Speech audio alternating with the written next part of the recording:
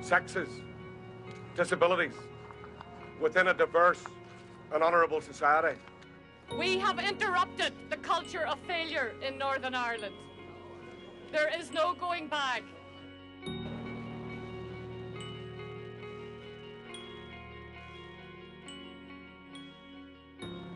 Yes, 71.12%.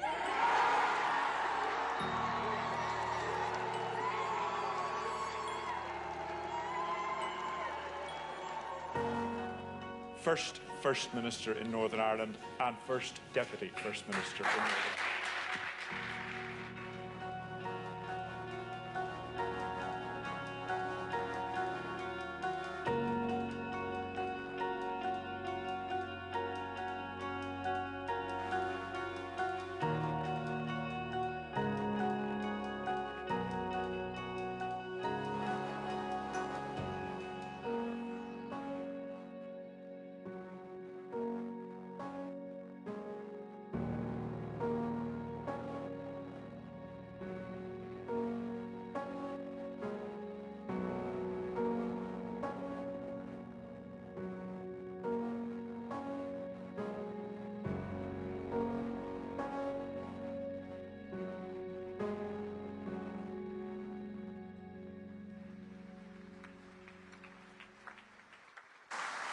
Please welcome to the stage your host for today, Andrea Catherwood.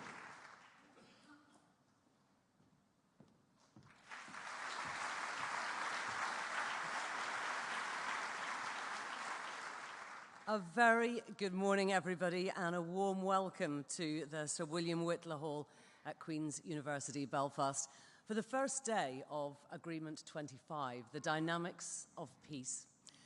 Today's a really special day as we join together to mark 25 years since the signing of the Belfast Good Friday Agreement. I'm Andrea Catherwood, and I'm going to be your host to guide you through today's events.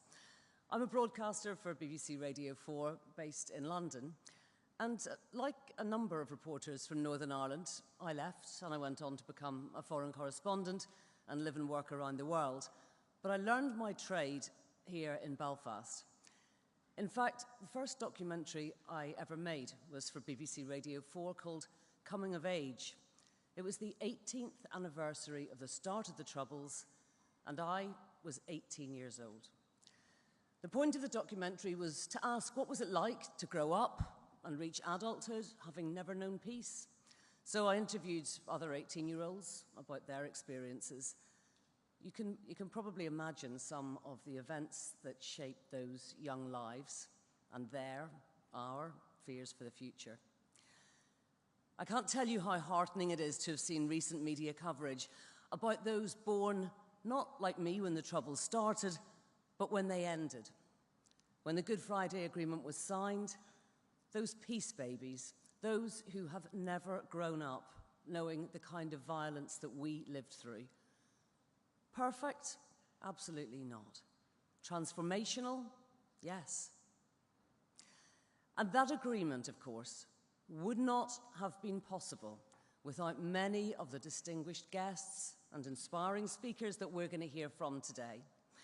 In a moment, I'm going to invite our first speakers to come on stage. And in this opening session, we're going to hear from President and Vice-Chancellor of Queen's University, Professor Ian Greer. Hilary Rodham-Clinton, Chancellor of Queen's University, Belfast, Emma Murphy, President of Queen's Students' Union, and Senator George J. Mitchell with his wife, Heather. So please join me in welcoming our first speakers to the stage.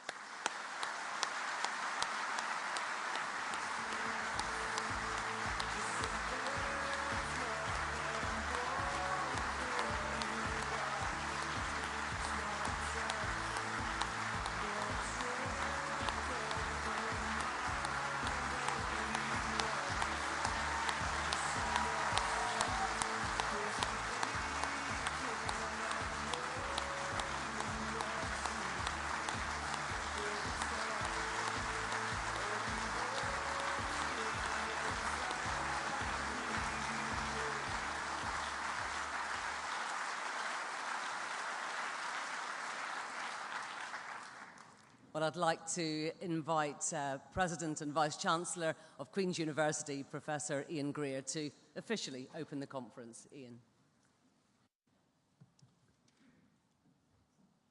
Distinguished guests, colleagues, friends, I offer you a very warm welcome to Queen's University this morning, and today, the first day of our conference, Agreement 25. It's good that we're here together to mark that occasion. Each day, the Agreement 25 conference has a theme, and the theme today is Reflect. So I'm really delighted that we have so many distinguished guests, speakers, and panelists visiting the university.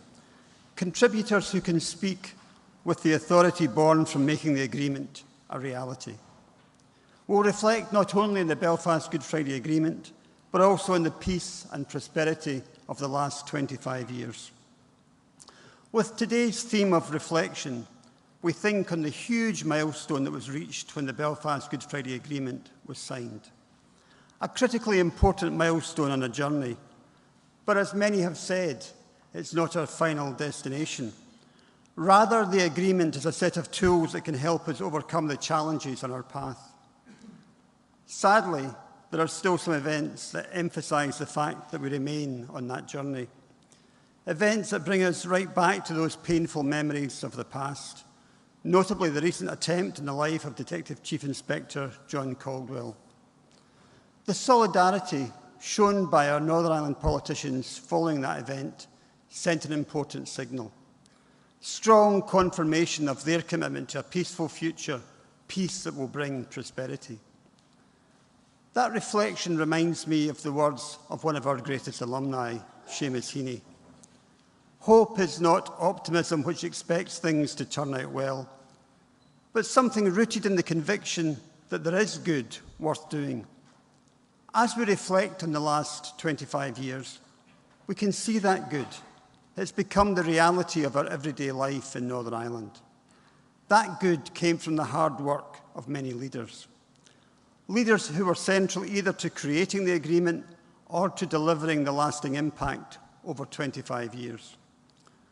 Without their vision, their conviction, their tenacity, and indeed their bravery, it simply would not have happened. We will hear much about them and their achievements over the course of today. And there are too many to mention individually in a short speech. But it would be remiss not to call out the leadership of Senator George Mitchell, our former Chancellor. And we're delighted that Senator Mitchell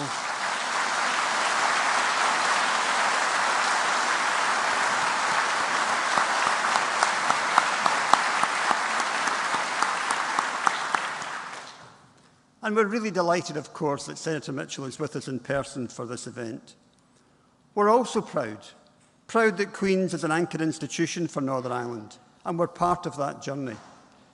Queen's is a place that transforms lives. It transforms lives through education, through innovation that drives economic growth, and importantly, as a forum to share different views, to challenge them and to respectfully debate, and in doing so, to come together. The conference epitomises that role for our university. By working together, we can change the lives of young people. At Queen's, we believe that it's a student's ability, potential, and commitment to learning that comes first, not their personal or social circumstances. Our Pathway Opportunity programme really does make a difference. It has reached into disadvantaged communities across Northern Ireland and helped support over 800 students transition to higher education. Our inclusive approach also extends to community-based projects, such as in the markets of the Greater Shankill, because we believe that partnership is key to the success of an inclusive society. So over the next 3 days, we'll reflect on the past and renew our commitment to collaboration, our commitment to partnership, our commitment to peace.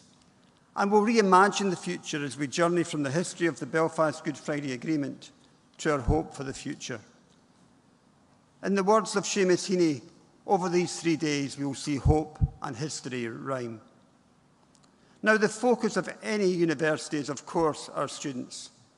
They're our future. And over the past year, it's been a great privilege for me to work with an outstanding president of our Students' Union. So it's with great pleasure that I hand you over now to Emma Murphy, President of the Queen's University Students' Union.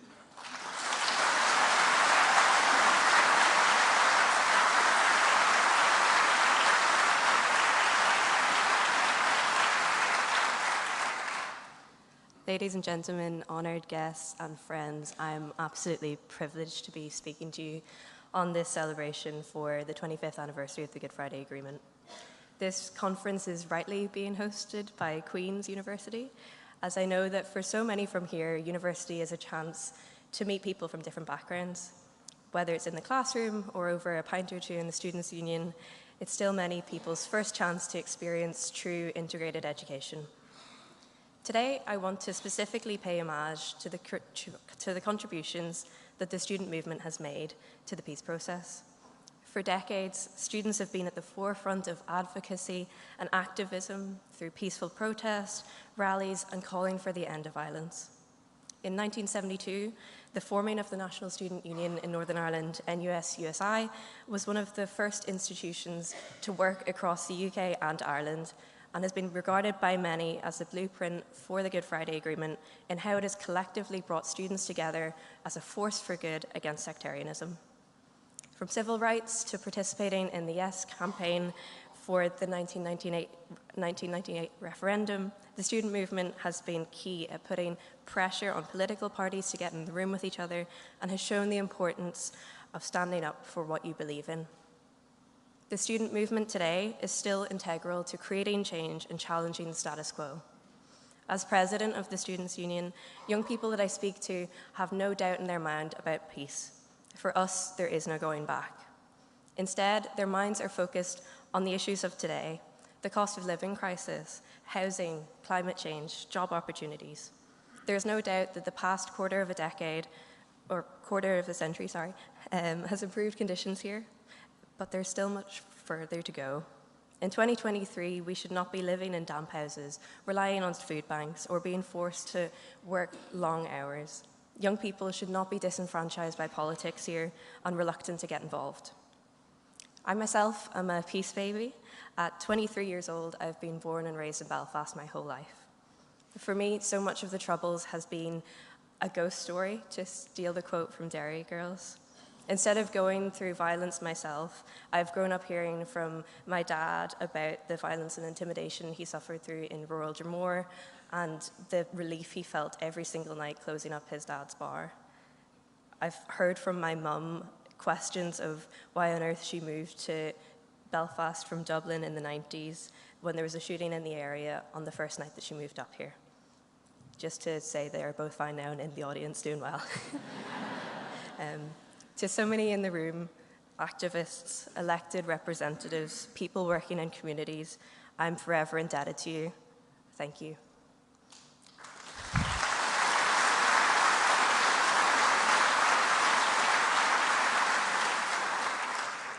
Conferences and historical moments like these are a golden opportunity, not only to reflect on the past, but to build for the future. The Good Friday Agreement required difficult conversations and brave leadership, and that is exactly what is needed again. Without a functioning government, the lack of decision-making is failing future generations instead of building upon the developments that Northern Ireland has made.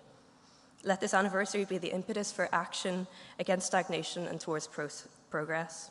Let the lesson be that change is not one moment or one group of people. Let us keep moving forward. I will now invite our Chancellor, Hillary Rodham Clinton, to speak.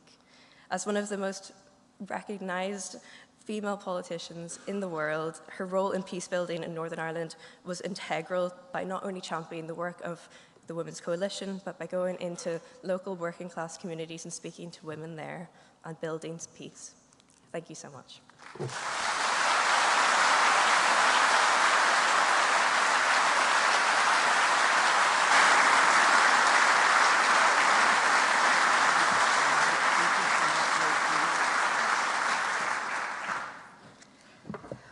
Welcome. Welcome to Queen's University Agreement 25 Conference. And thank you, Emma, for those important words and for representing the students, the 25,000 students of Queen's at this historic gathering. Because it's so appropriate since This is truly about the futures of the young people of Northern Ireland, who are the true subjects of our gathering today. Thank you, Vice Chancellor Greer, for your visionary leadership of the university, and a special thank you to George Mitchell, an esteemed former Chancellor of Queen's, as well as a colleague and friend. America and Northern Ireland were well served throughout the long public service of George Mitchell and the long road to peace under his capable leadership.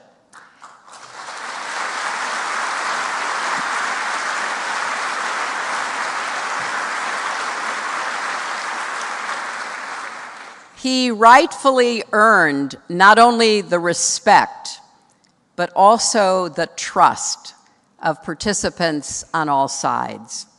I was pleased to work with him at the State Department, and I am so delighted he will share his reflections with you today. It is also an honor to be joined by so many important participants of the Good Friday Agreement and its aftermath, who you will hear from over the next 3 days. The Lord Mayor of Belfast, Tony Blair, Bertie Ahern, Bill Clinton, all of whom will be speaking. The conference co-chairs, Ryan Feeney and Professor Richard English, as well as distinguished faculty of this university, students, alumni, and guests from around the world. On the 25th anniversary of the Good Friday Agreement, I think we can all agree to celebrate a significant milestone with both a sense of accomplishment, but also of hope and determination that the next 25 years will bring more fully the peace, prosperity, and safety the agreement promised. Now, there can be no doubt that people in Northern Ireland today enjoy safety and security much more than those who had lived through the previous decades that they could have only dreamed of. And the longevity of the Good Friday Agreement remains a true triumph of diplomacy and a testament to democracy's power to transcend divisions and deliver peace. But it is primarily a testament to a lot of tough, determined, everyday people who refused to go back to the days of division and violence.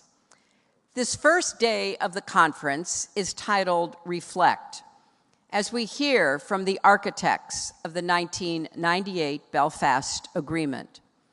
Tomorrow is titled Renew, as we discuss what should be done to fulfill the promise of the agreement. And day 3 is to reimagine the economic prospects for Northern Ireland, especially in light of the Windsor Agreement framework. So you will hear from the architects soon, but first, let me just make a few points about what we are celebrating and about the work that remains. I think all of us know how difficult it was to secure the Good Friday Agreement, how much work and sacrifice it took on all sides to bring about peace, and how much effort has gone into implementing its tenets and building a new government in Northern Ireland. The credit for peace ultimately goes to the brave people of Northern Ireland, who took risks for peace. I well remember Bill's and my first trip here in 1995, the first time a sitting United States president visited Northern Ireland. And after the Christmas tree lighting ceremony in front of Belfast City Hall, in the midst of that enormous crowd where so many of the people gathered were holding the hands of their children or holding smaller children on their shoulders, we gathered right here in Whitla Hall. Catholic leadership stood on one side of the room, Protestants stood on the other. It was not easy for them to reach across that literal, physical divide. It took years of building trust, and it took courage. Bill and I moved back and forth between them, meeting and talking with them. We understood then that making peace and making peace endure would require patience and follow through, and would take time. I remember also on a visit in 2009 when I was Secretary of State, talking with Martin McGuinness and Peter Robinson as they worked through thorny challenges of governing together. That took courage too. And of course, there wouldn't be a Good Friday Agreement to celebrate today if it were not for the women of Northern Ireland.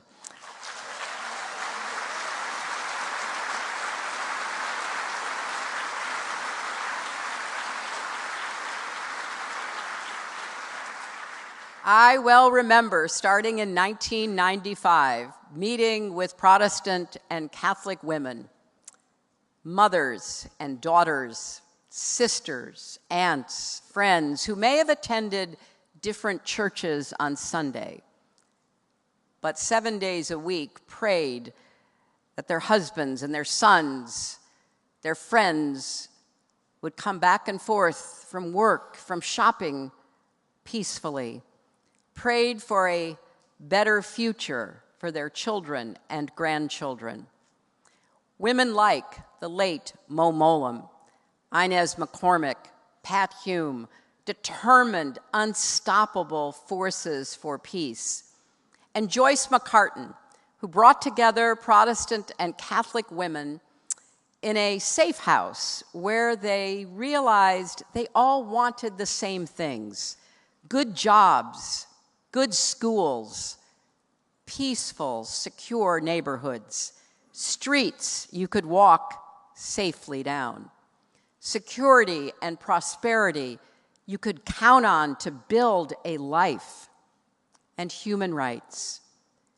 Women like Brona Hines, Monica McWilliams, Jane Morris, and Pearl Sager, who formed their own political party in 1996 in order to participate in the formal peace negotiations.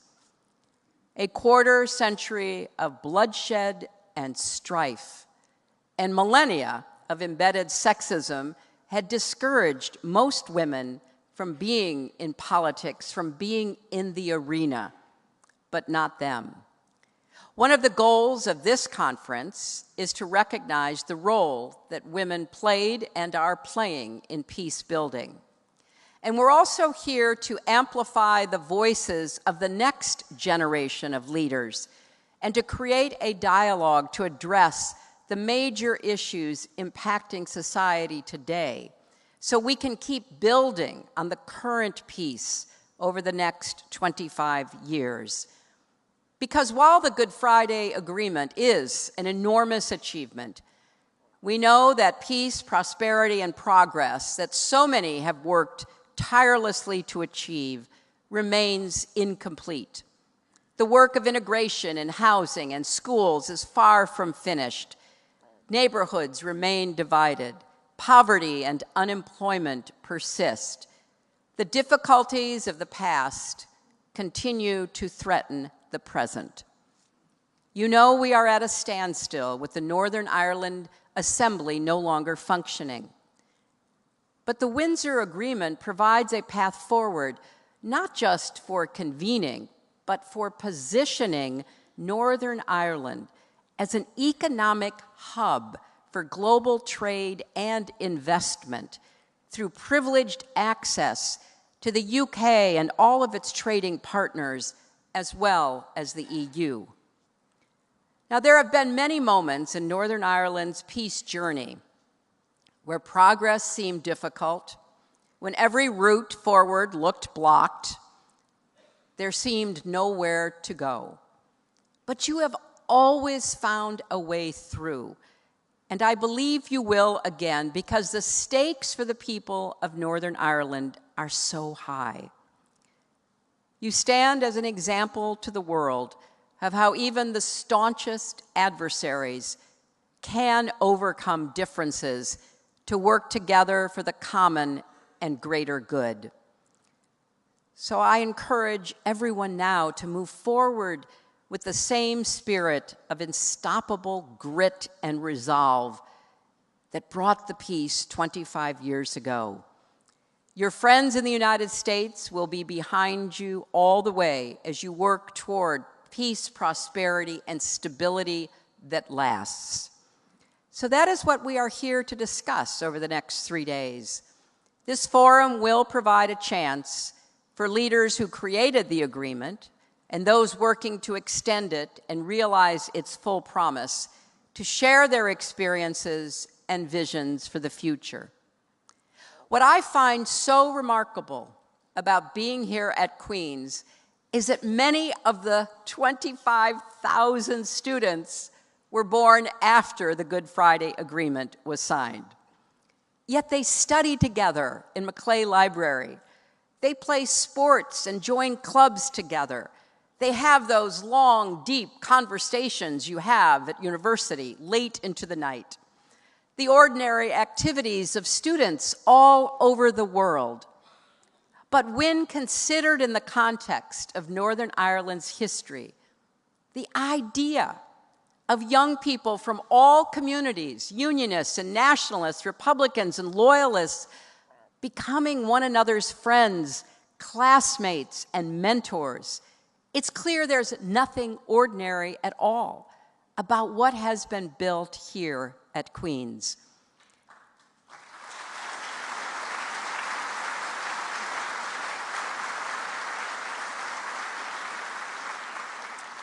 And what an example and model it sets for not just Northern Ireland, but the rest of us.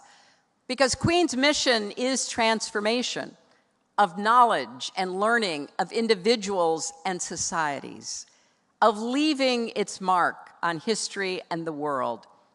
Consider the motto of both the university and Belfast, taking from Psalms 116.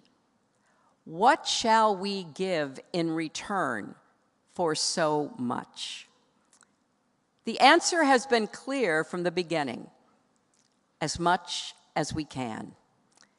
And one of the driving reasons to resume the government, to get about the business of governing, is that right now 33% of school leavers in Northern Ireland leave to seek their futures elsewhere, taking with them their skills, their education, their ambitions, their dreams. The ongoing struggle to finish the Good Friday Agreement and claim its full promise is a reminder of one of the things I try to remember in my life when I've been really high or really low. There are no final victories or defeats in life. The most important thing is to fight the right fight and to keep doing it the best you can for as long as you can. I want to leave you with one final story. 3 years after my first visit to Northern Ireland, I helped organize the Vital Voices Conference of Women in Belfast at the new International Conference Centre. Women who were coming together in public to find solutions to the conflict, to contribute to a lasting peace. As I spoke from the podium, I looked up and I saw the leaders of Sinn Féin sitting in the front row of the balcony. And right behind them, I saw the leaders of the DUP. At the time, the parties and the individuals were not speaking to each other. But the fact that they were both in the same room at a women's conference for peace exemplified their openness to listening, to compromising, to agreeing on a better future for the place they all cherished. We cannot take the progress we've seen for granted.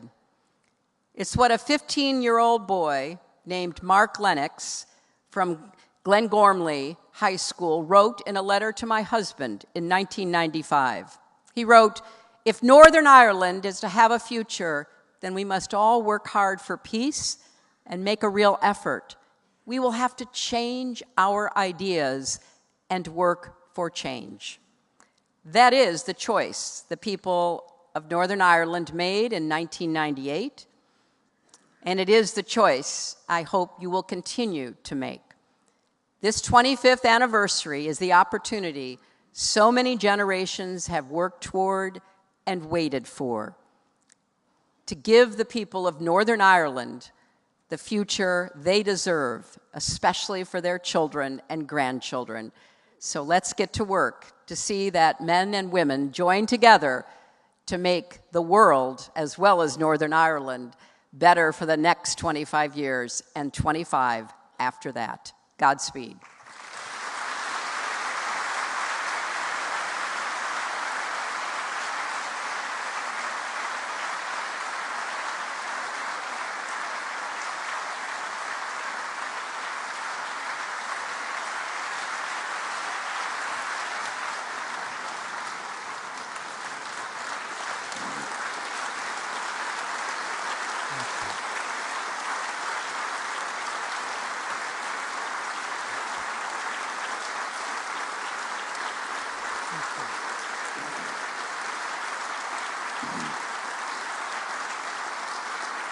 Thank you. Distinguished guests, ladies and gentlemen, thank you for being here to witness this historic anniversary. May it be the first of many. Thank you for your very warm reception. It's a great honor and a pleasure for me and my wife Heather to be here with you today. I'm especially grateful to the Chancellor and the Vice Chancellor and his staff here at Queen's University. They've worked long and hard to organize this week's events. They've welcomed all of us, the citizens of Northern Ireland, teachers, school children, media, politicians, all of us with extraordinary warmth and hospitality. Thank you, Hillary and Ian, for what you've done in organizing this conference. 25 years ago, the people of Northern Ireland and their leaders changed the course of history. It was a day when history opened itself to hope. The people of Northern Ireland supported, worked for, and established a democratic, peaceful process as their preferred form of governance. They overwhelmingly rejected political violence as a way to resolve their differences. If history teaches us anything, it is that history itself is never finished. On the evening the agreement was reached, I commended the men and women who wrote and signed it.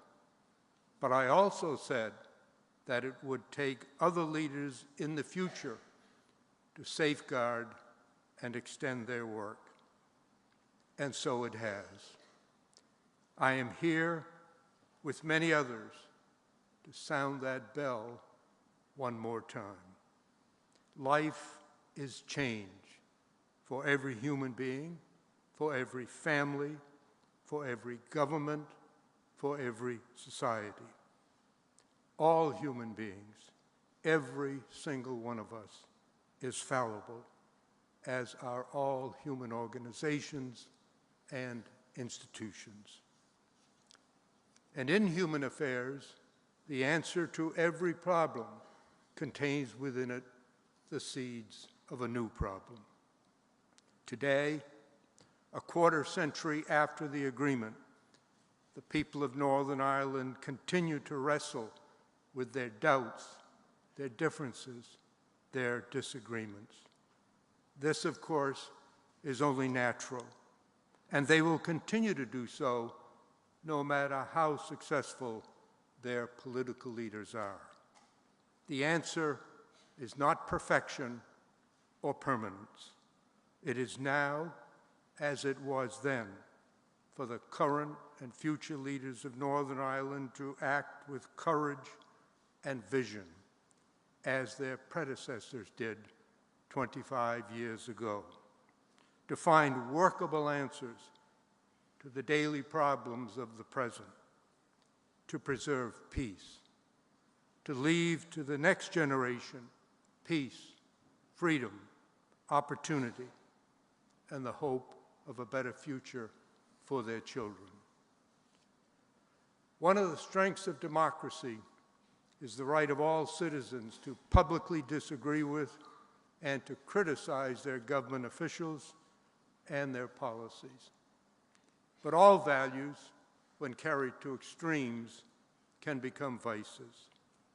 So if there's one bit of unsolicited advice I'd like to give to the people of Northern Ireland, it's this: don't always be so hard on yourselves. At the same time, never, ever give up on the belief that we all can do better and be better.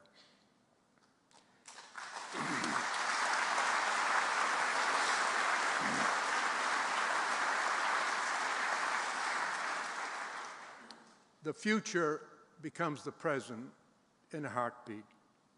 6 years ago, I made one of my many visits to Northern Ireland. The United Kingdom was wrestling with Brexit, and in the United States, we had just elected President Trump.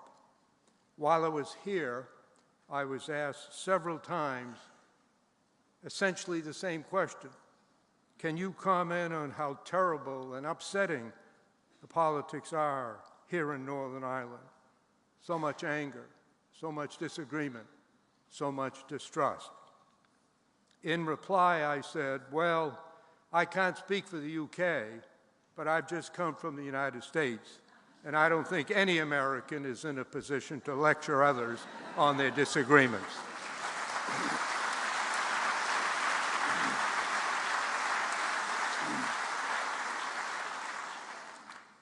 I spoke those words 6 years ago, and they're even more relevant today.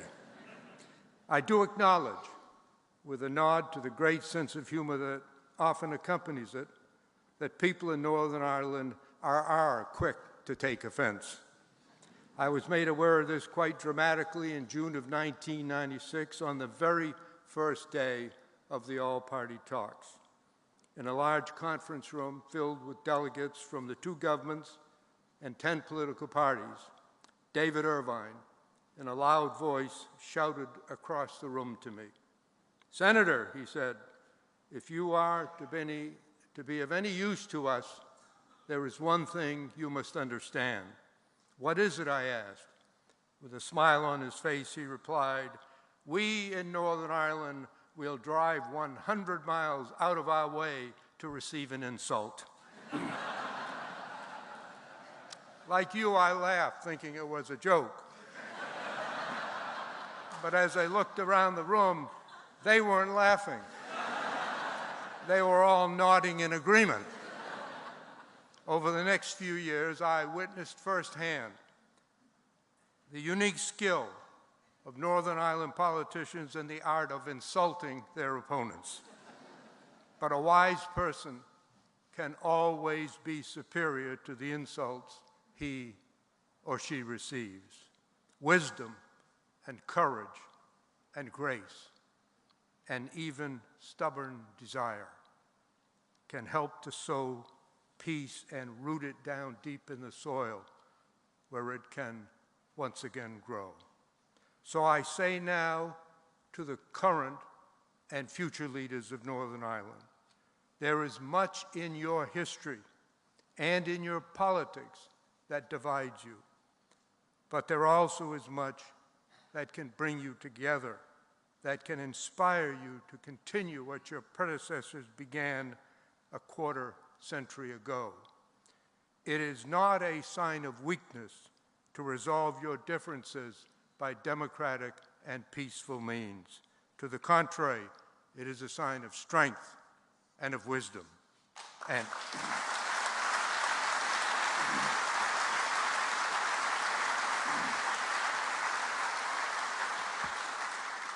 and it clearly reflects the will of the overwhelming majority of the people of Northern Ireland. Yes, they often disagree, sometimes very strongly.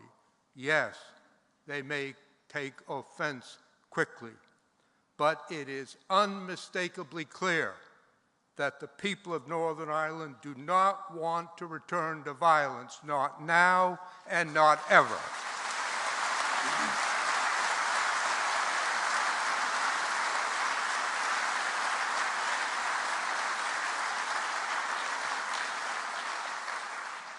I know that each of your parties, like all political parties in the world, have some of what I call the 100%ers.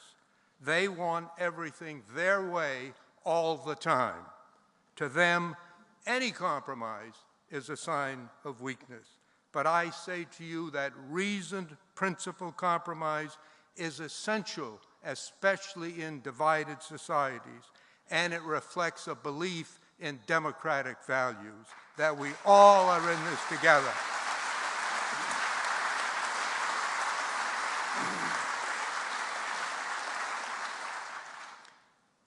There is great depth in recognizing that the only way to help us emerge from the rubble of conflict is that we must learn to understand one another. We don't need to love one another. We don't even need to like one another, although we hope we could. But we must learn to understand one another and to be able to say yes to one another, especially when the quicker and easier answer is no. Because like it or not, we are all in this together. Facing the reality of the future rather than clinging to the myths of the past takes strength and courage and vision. Those we honor today showed those qualities a quarter of a century ago.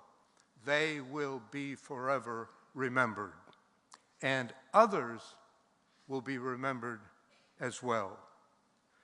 One grim but tangible memory is in these statistics. According to the Northern Ireland Police Service and the Northern Ireland Statistics Agency, from the start of the Troubles until 1998, over 3,500 people were killed and an estimated 50,000 were injured in sectarian violence. In the 25 years since the agreement was reached, there have been about 164 security-related deaths. But don't think of these just as numbers, because they are not.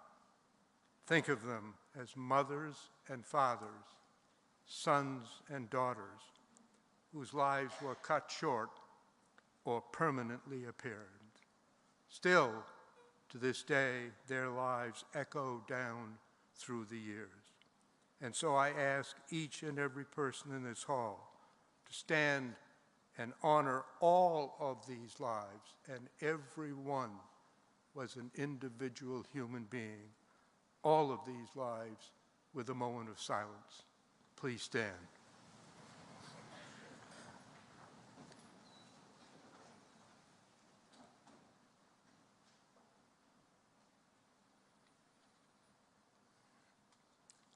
Thank you. Please be seated.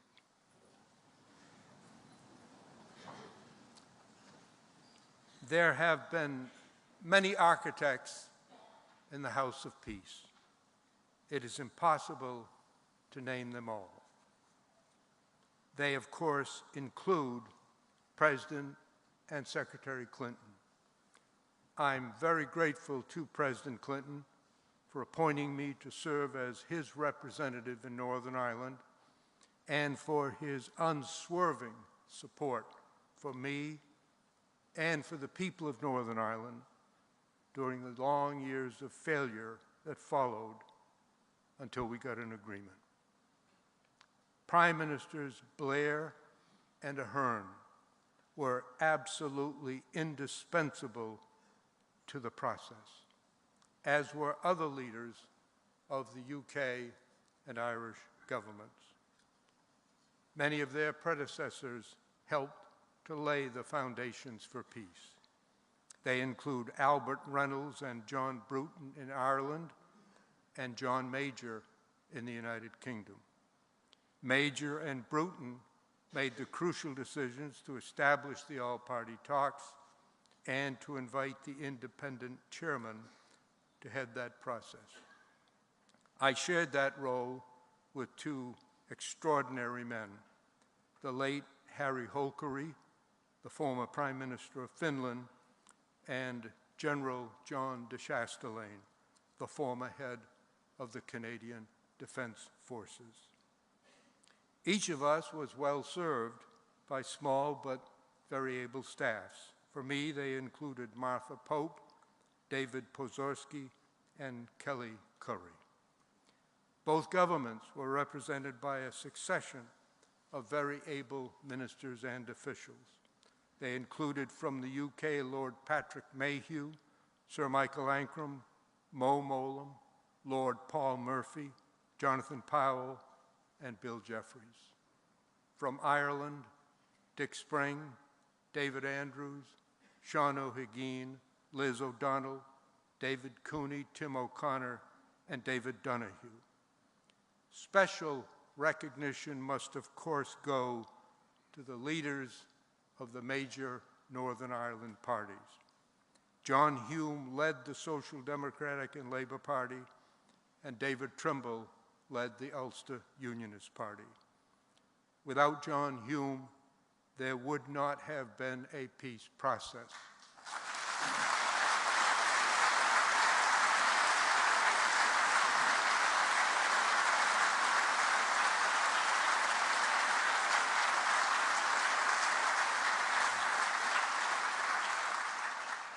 Without David Trimble, there would not have been a peace agreement.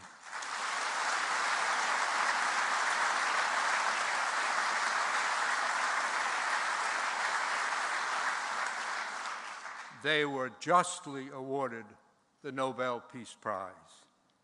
Lord Trimble later served as the First Minister of the Northern Ireland government. In the UUP, he was greatly aided by several key officials, among them Lord Reg Empey, Lord John Taylor, Lord Ken McGuinness, and Sir Geoffrey Donaldson. In the SDLP, John Hume received strong support from several talented leaders, including Seamus Mallon, a brilliant orator and negotiator who later became Deputy First Minister, and Mark Durkan, Brid Rogers, and Sean Farron. Gerry Adams and the late Martin McGuinness led Sinn Féin into and through the entire process. They were assisted by Jerry Kelly, Barbara de Bruyn, and Alex Maskey, who is now the Speaker of the Northern Ireland Assembly. They were all and always strong and effective advocates for their cause. Later, McGuinness served for several years as Deputy First Minister. Dr. Ian Paisley was a long-time and strong leader of the Democratic Unionist Party. The DUP withdrew from the talks and opposed the agreement, but they later re-entered the process at crucial talks in St. Andrews and thereafter participated actively in governance. Dr. Paisley served for several years as First Minister, where he and Martin McGuinness achieved some celebrity as the Chuckles brothers. Paisley was succeeded as DUP leader and First Minister by Peter Robinson, who had been a very effective negotiator while the DUP was in the talks. They, Paisley and Robinson, were ably assisted in the talks by Nigel Dodds and Ian Paisley, Jr. The Alliance Party was led by Dr. John Alderdice. He and his colleagues were very effective in the talks, and he later served with distinction as the first Speaker of the Northern Ireland Assembly, and his colleague, Eileen Bell, also later served in that same role. The Northern Ireland Women's Party, led by Monica McWilliams and Pearl Sager, played a vital role, as indeed did all of the women in all of the coalitions that stitched the threads of peace together.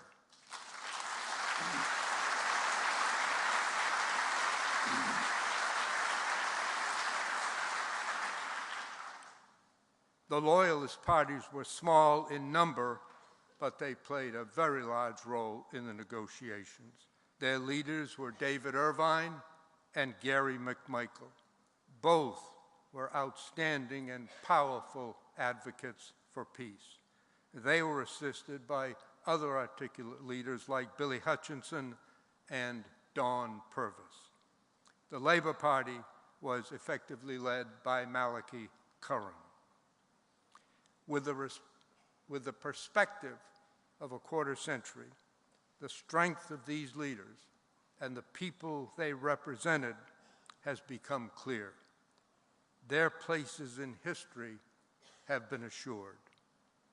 I now know them all as friends. The only thing that gives me pause about reading this long list of honorees is that in the dust of my memory, I likely have inadvertently left out some who should have been included. And if so, I sincerely and profoundly apologize.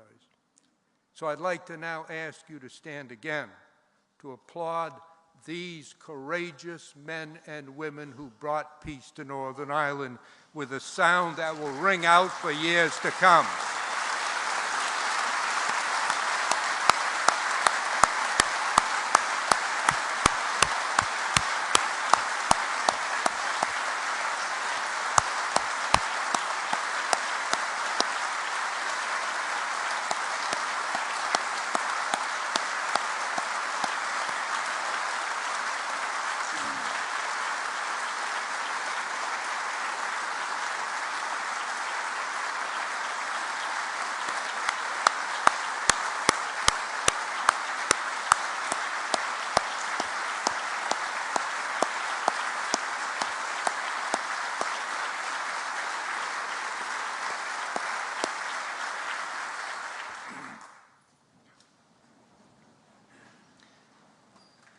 The course of every true idea ends up eventually in the obvious. Peace is a true idea. It must belong to us all. It can be in some ways more difficult than war, but it must be pursued.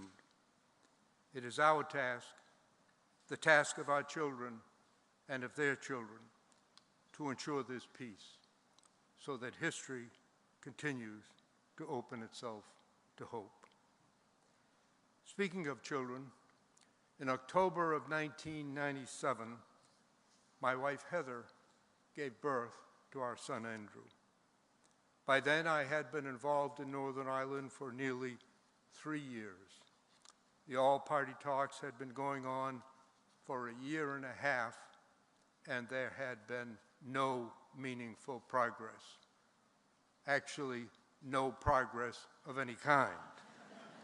In many respects, the talks were about reciting and repeating history rather than changing it. The ceasefires were routinely violated. Some parties entered late, some left early. The anger, the hostility, the obstacles all seemed endless.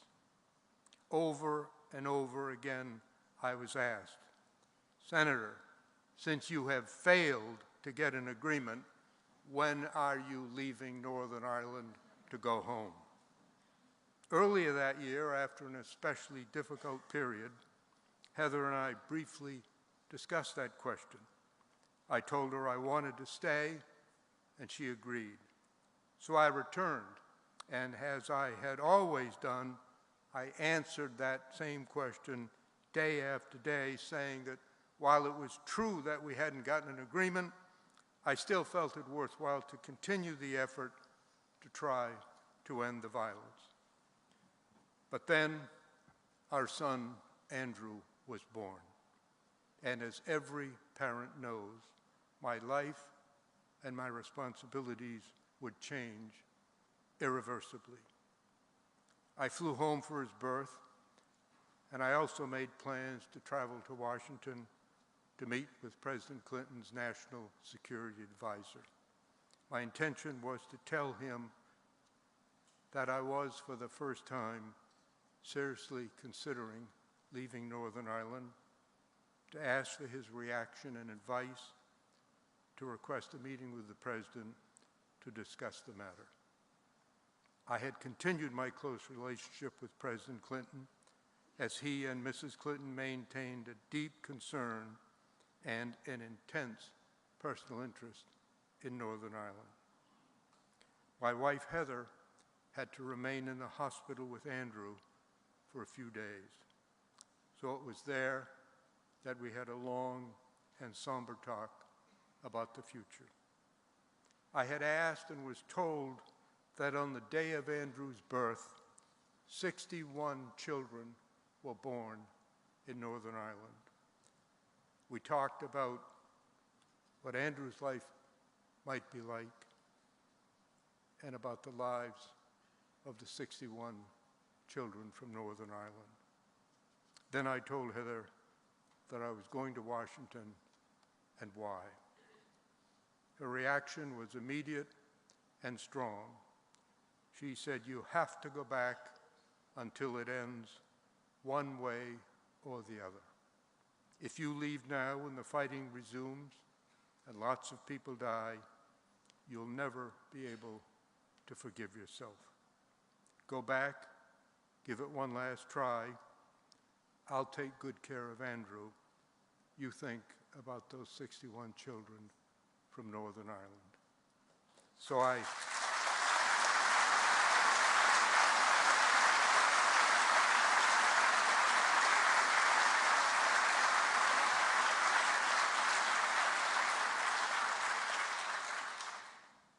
I canceled the trip to Washington and returned to Northern Ireland. And when I got back to Belfast, I felt like I was coming home. But coming home doesn't always mean returning to safety. Unfortunately, the situation continued to deteriorate. Just before Christmas of 1997, I met with the party leaders to try to get them to agree on a statement of the major issues to be resolved. Mind you, this was not trying to get agreement on the answers to any questions. It was, after a year and a half of discussion, just to get them to agree on the wording of the issues that were to be resolved. At first, the meeting was amicable and positive. Then suddenly, the mood turned intensely negative. The old resentments returned, the insults resumed, and the meeting broke up in anger and acrimony. For the first time, I felt a sense of defeat. Then it quickly got even worse. A few days later, just after Christmas, a prominent loyalist paramilitary leader was killed while in prison.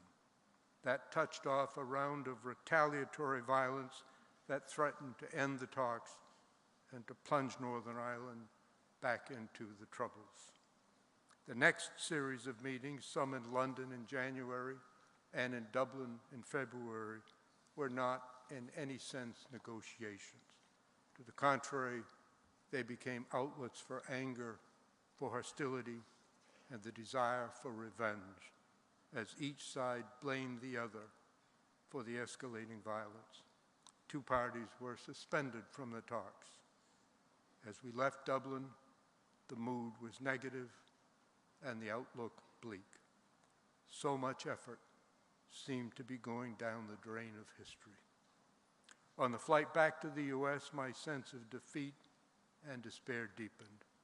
And then I recalled Heather's words, "One last try."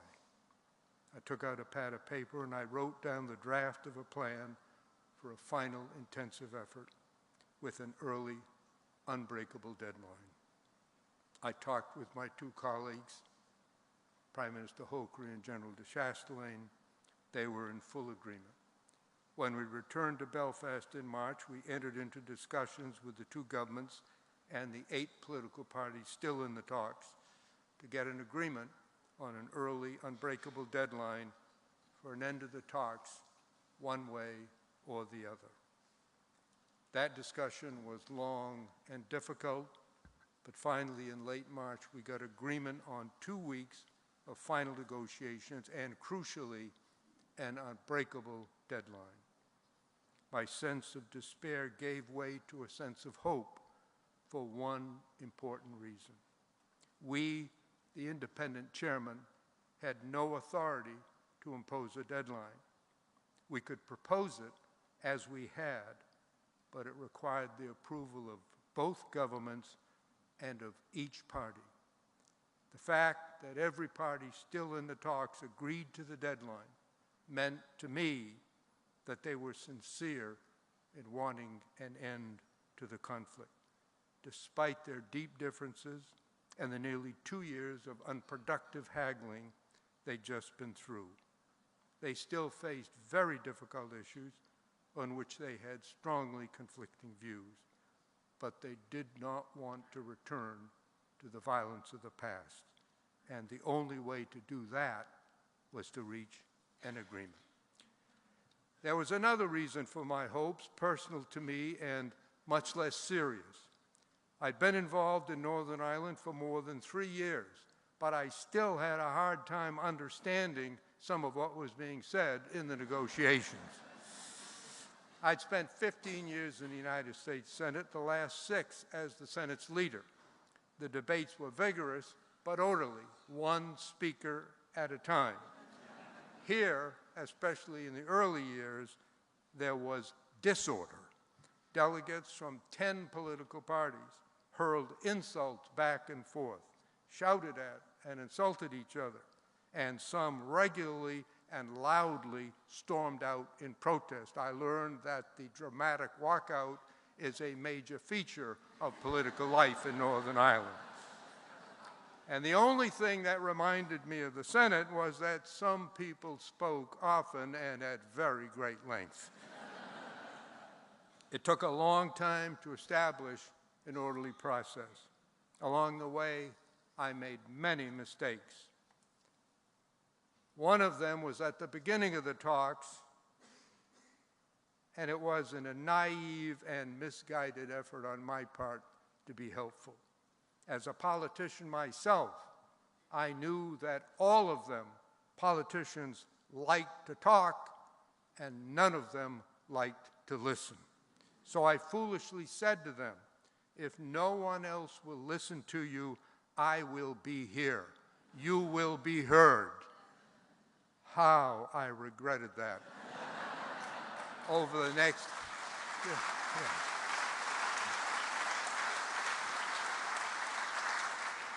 It wasn't weeks, it wasn't months, it was years that I listened to the same people saying the same thing over and over and over again. And many of them talked very fast with accents that I couldn't quite figure out. So to improve my understanding, I held many, many hundreds of informal meetings in my office and theirs where I said little and listened as much as possible.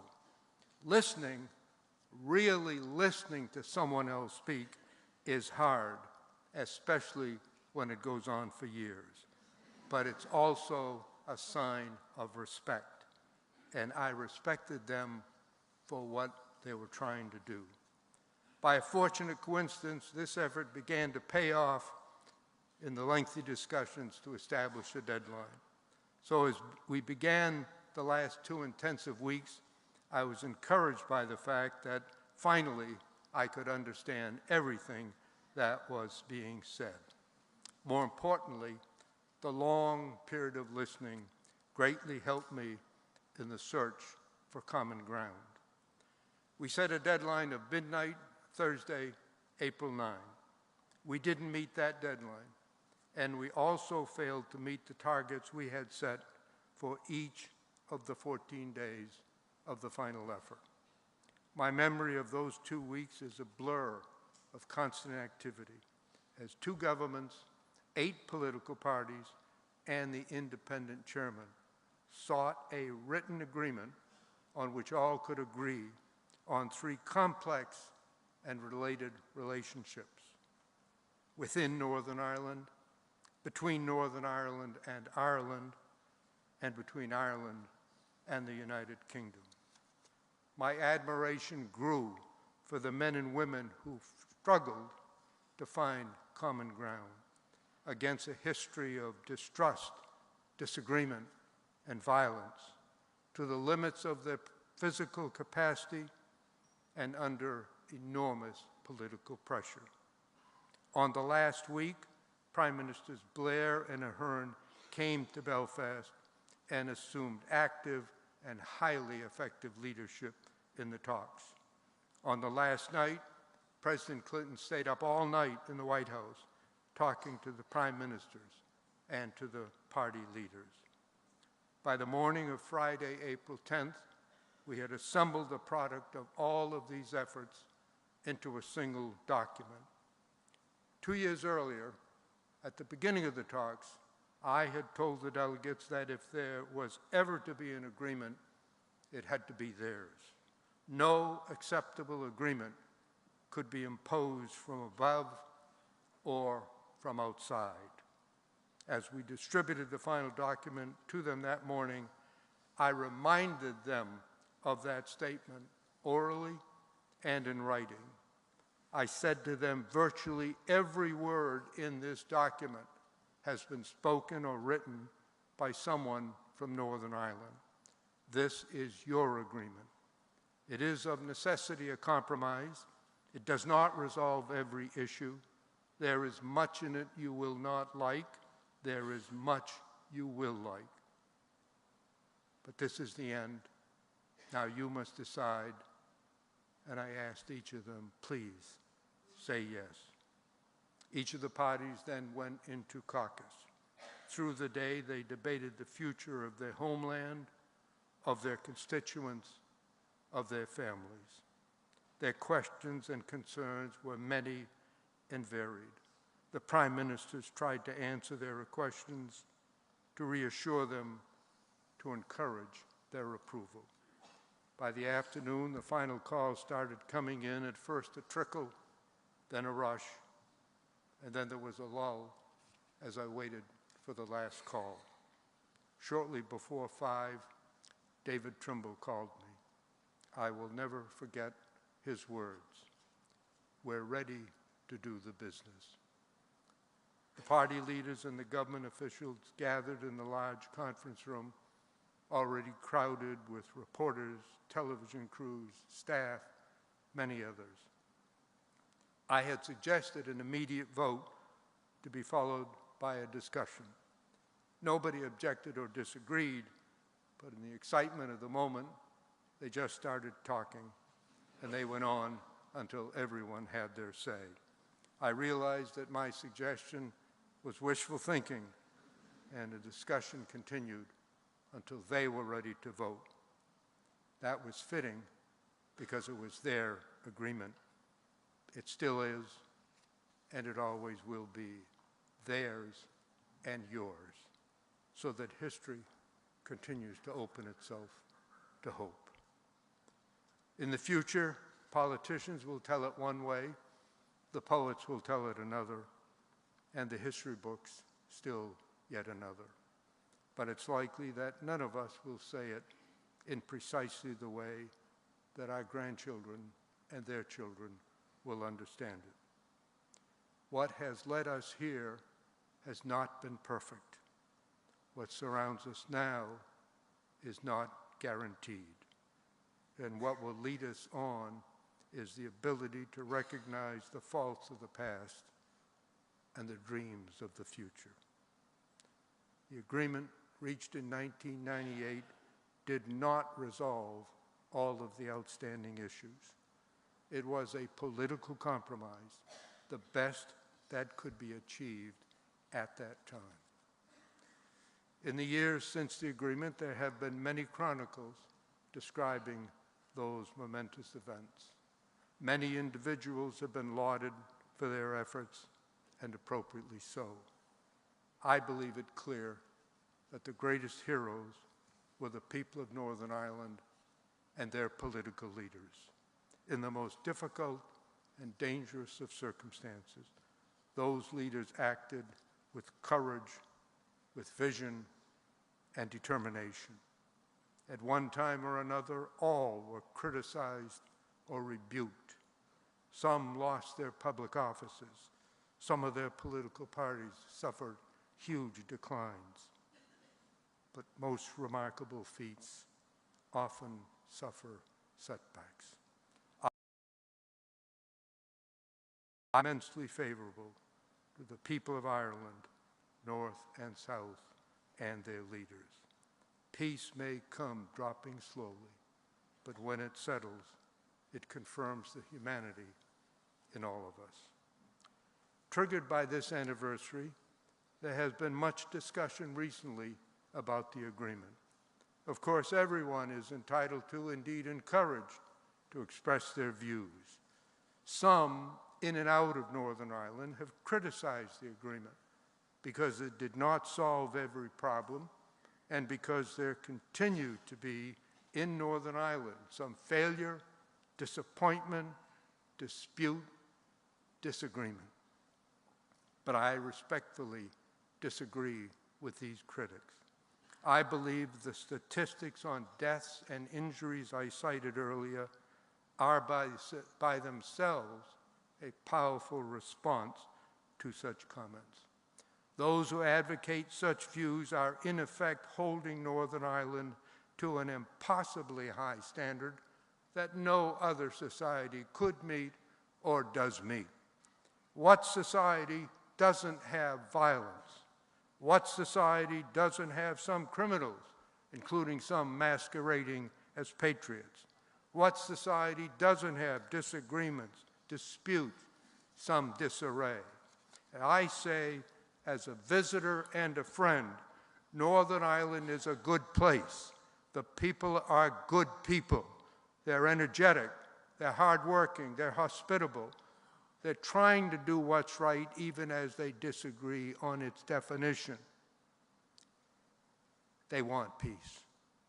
Going forward, let's accentuate the positive in Northern Ireland. We need not eliminate the negative. Let's just keep it in perspective. My final words today are intensely personal. As many of you know, 3 years ago, I was hospitalized with acute leukemia. To this day, I continue to receive treatment.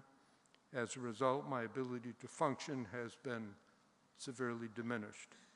This is the first time in 3 years that I've attended and talked at a major public event.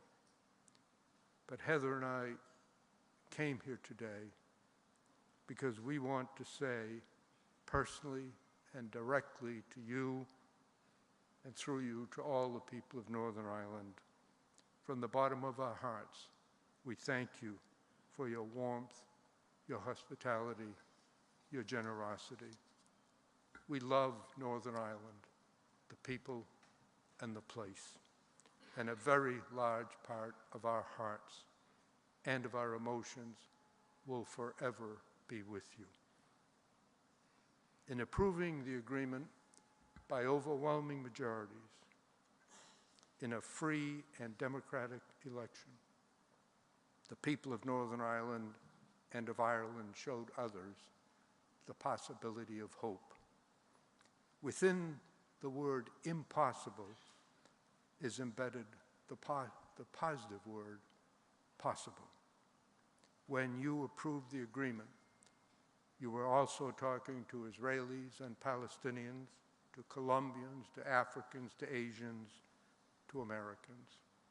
In fact, you were talking to the world. This is an agreement for peace and for the future, not just here, but everywhere. We are living in fractured times. We need you. We need your ongoing patience, stamina, and perseverance. We need people who believe, who know that the possible does exist within the impossible. Don't let it slip away. May God grant you the opportunity and prosperity and everlasting peace you deserve. Thank you, Northern Ireland. From the bottom of my heart, thank you, Northern Ireland.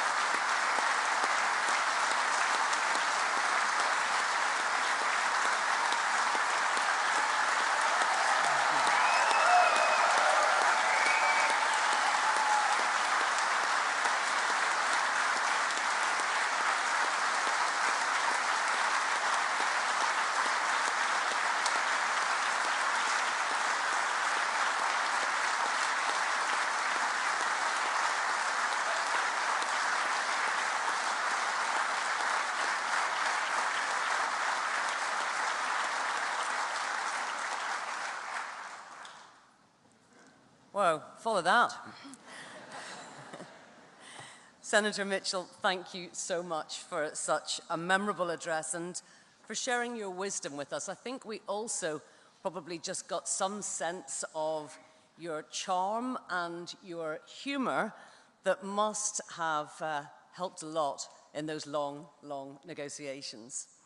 I'm sure you'd all agree that it has been an absolute privilege to be in the audience this morning and to hear the different perspectives from our speakers. But I think I speak for everybody here when I say how truly honoured we are that Senator Mitchell has been with us today.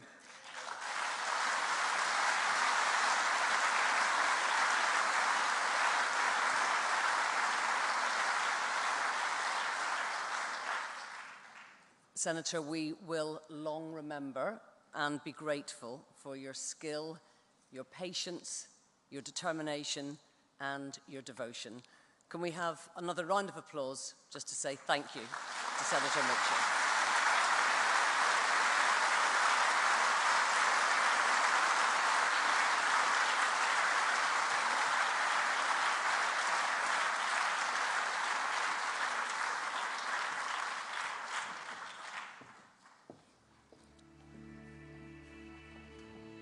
This was all I wanted, all I want. It's all I want.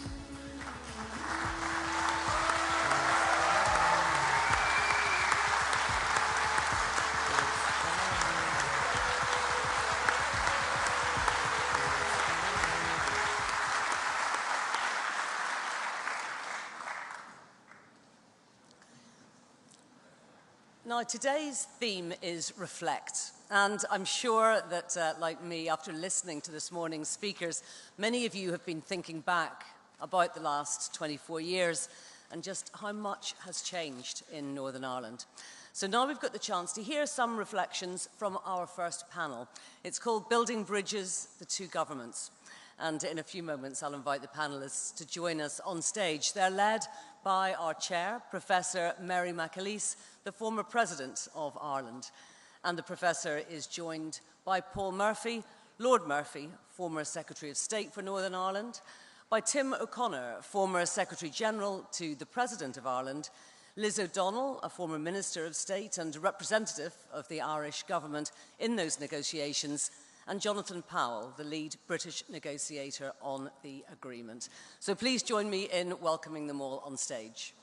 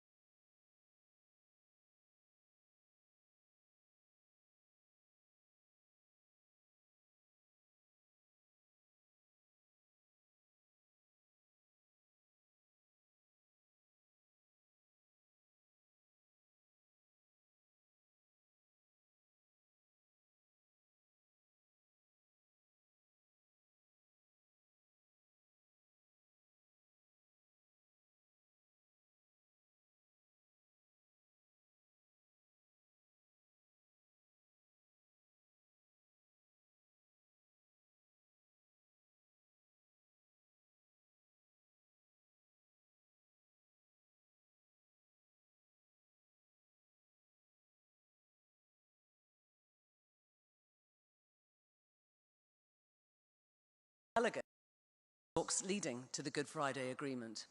Mark Durkan, who was a key member of the SDLP's negotiating team in the run-up to the agreement and went on to become Deputy First Minister and leader of the SDLP. And Reg MP, Lord MP, he was a senior negotiator for the Ulster Unionist Party in the peace process, and he was later leader of the party and First Minister. So please join me in giving them all a very warm welcome.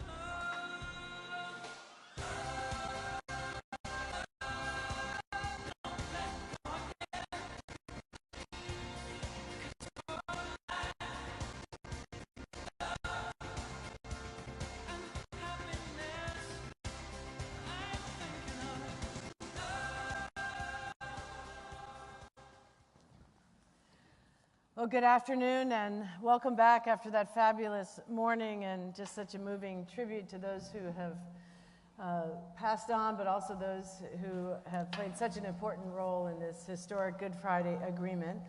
We have an exciting two panels coming up. The first 45 minutes will include Gerry Adams, former president of Sinn Féin, Professor Monica McWilliams, co-founder of the Northern Ireland Women's Coalition, Mark Durkan, former Deputy First Minister and former leader of the SDLP, and Lord Reg MP, the former leader of the UU, the Ulster Unionist Party. So welcome all of you. Thank you so much for being here. Today's theme is reflection, and this afternoon we will reflect on the Good Friday Agreement, not only why it worked, but where is it going? As Senator Mitchell said this morning, let's ask ourselves, how can we all do better now?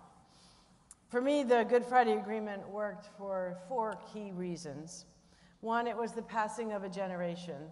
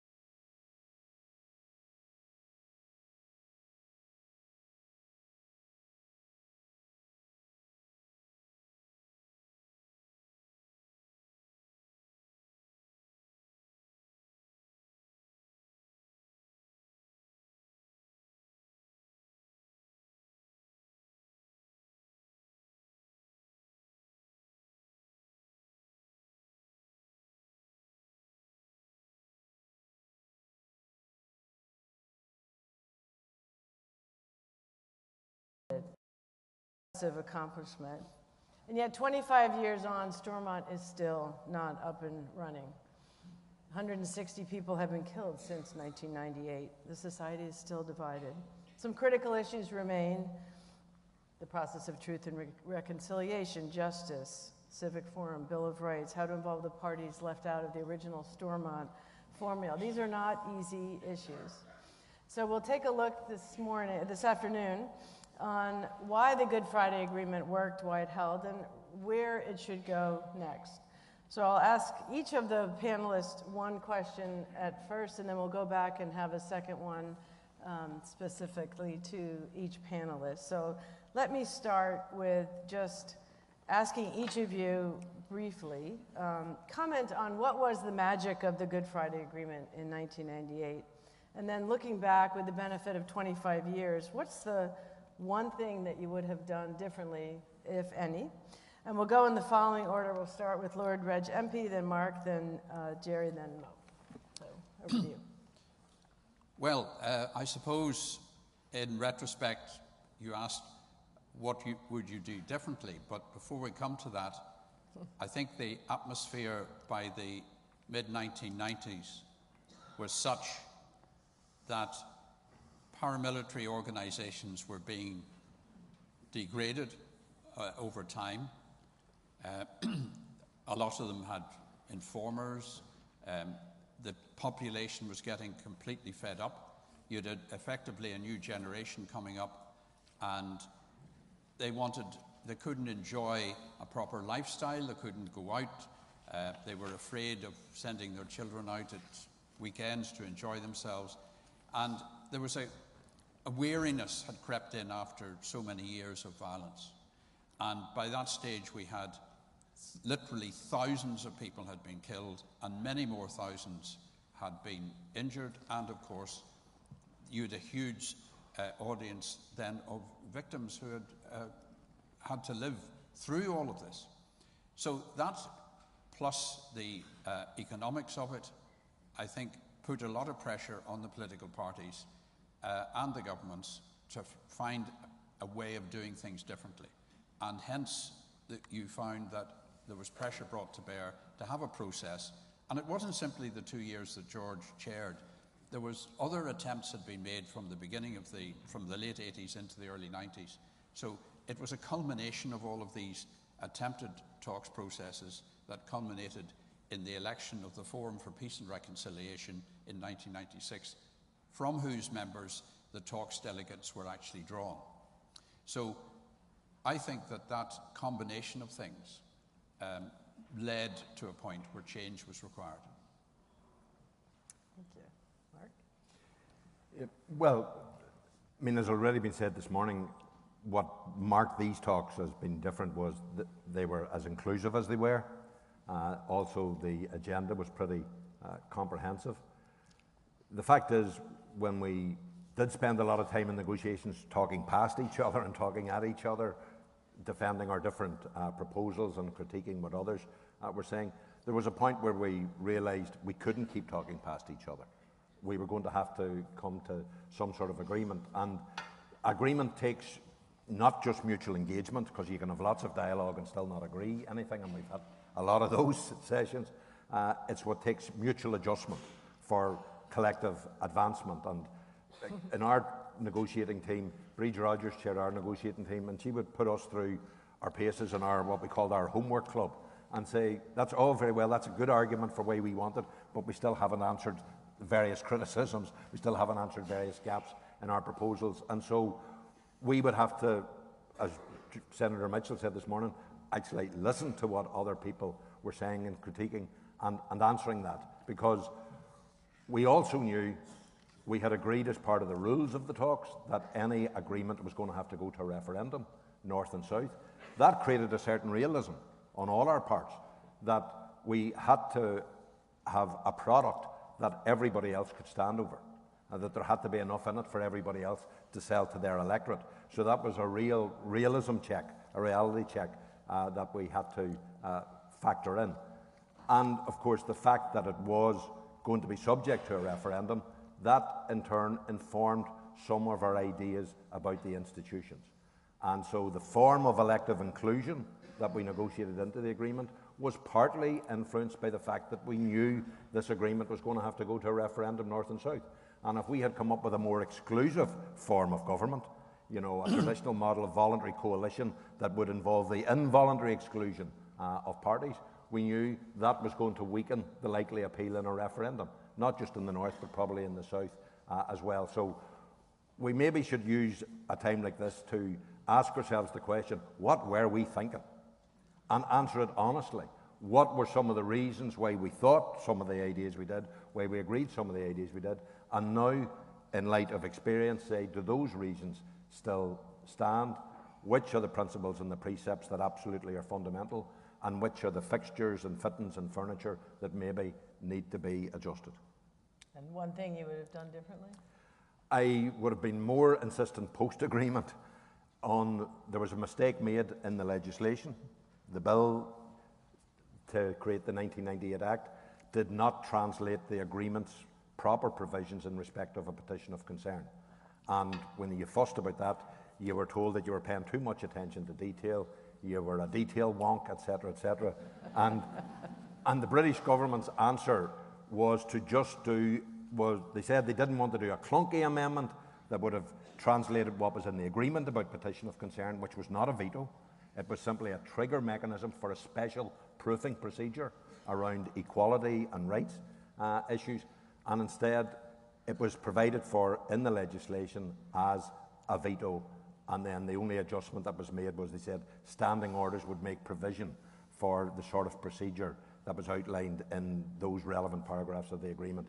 And just an awful lot of difficulty came from that, the mistranslation of the petition of concern, which was carefully developed between ourselves and John Alderdice in particular to avoid veto and to avoid a tit-for-tat veto, but that's not the way it was translated into legislation, and we suffered big time in the Assembly because of that. Thank you. Jerry.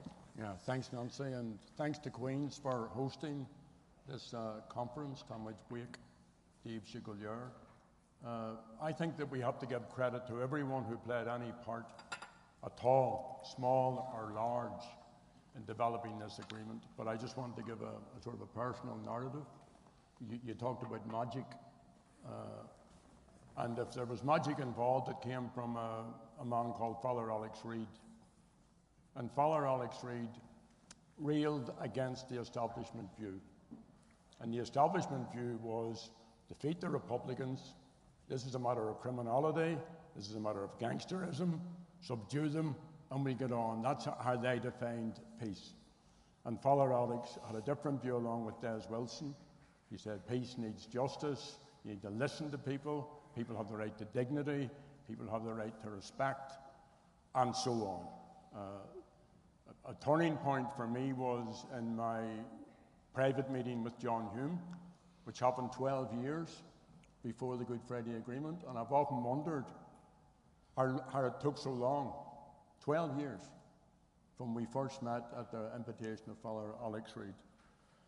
And then Mark has mentioned, and it's crucial, that it was an inclusive process. All the parties were invited to it. That hadn't happened before.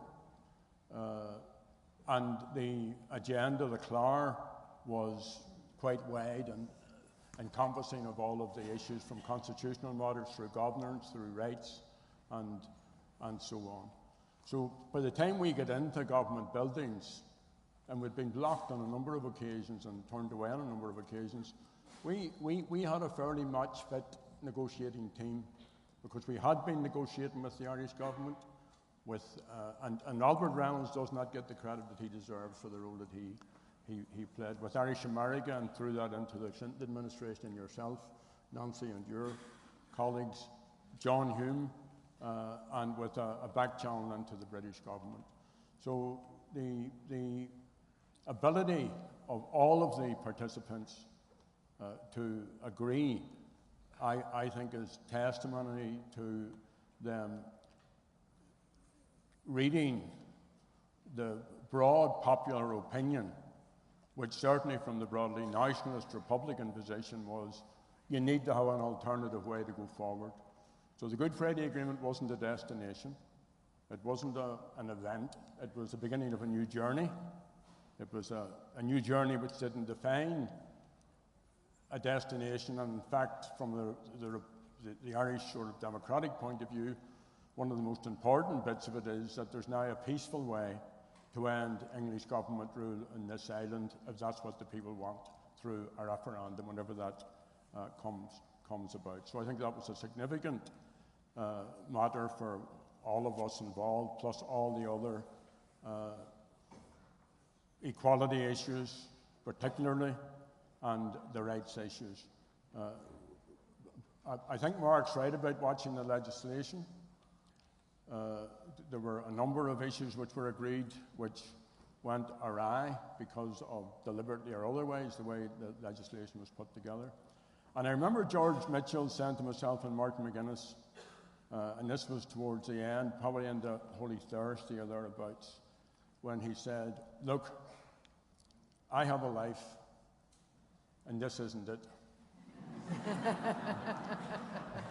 You have a life, and this is it."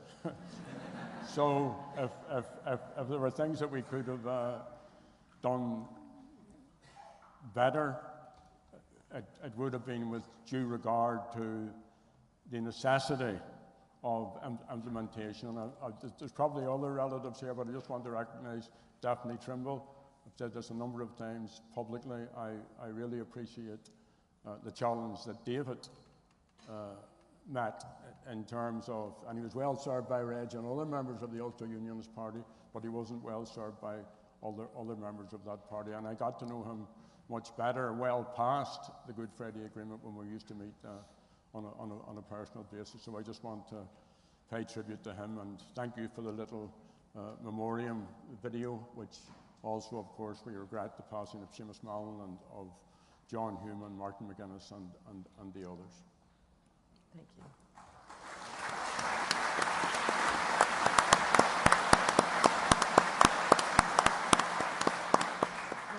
We might just ask Mrs. Trimble to stand so we can recognize you. So nice.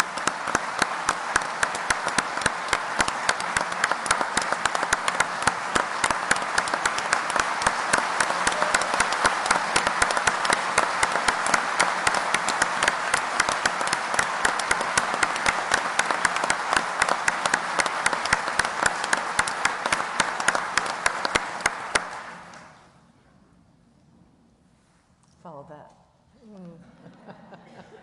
That's reconciliation. That's a piece of magic. That's a real touch. And I hope from this day on we can build on it.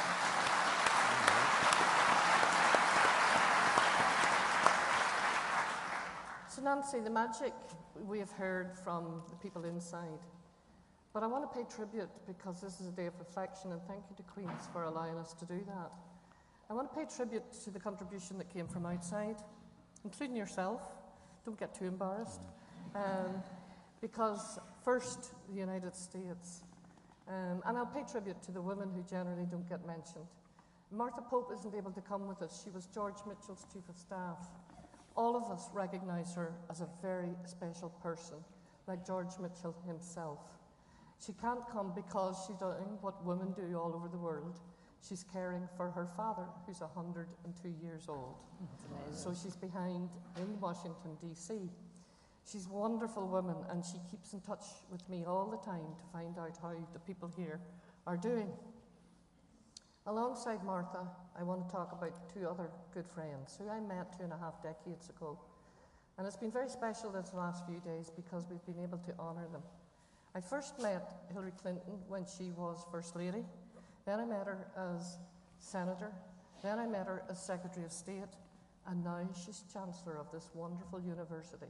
Is that not special? Is that not magic?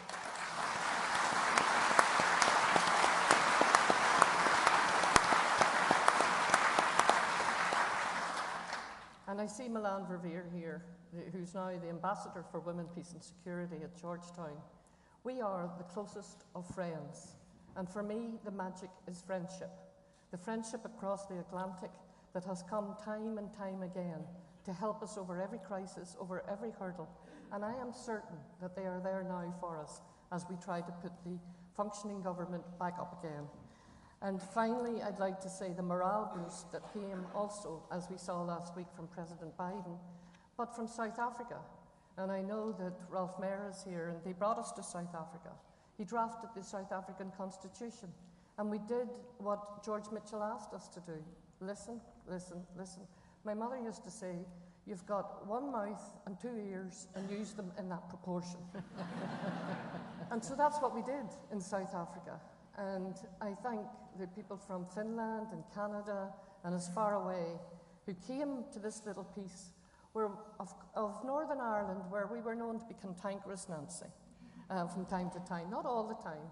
And I would just like to say to Jonathan this morning, who referred to the two communities at war with each other, it's not actually the most perfect analysis. It sounds like we were two tribes at each other. The analysis is bigger than that. And so I want to thank the governments of Great Britain and the governments of Ireland, and most particularly the community leaders of Northern Ireland, who were waging and waving peace for years and years. And that was a very special piece of magic.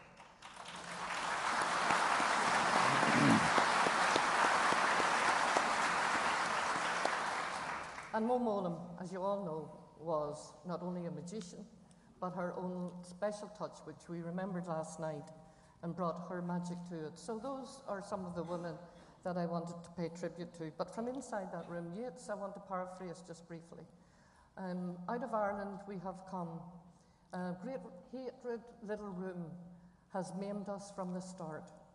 So let's remember that it takes little room, little discussions, little conversations across our differences, and that in the end was the magic. Thank you very much.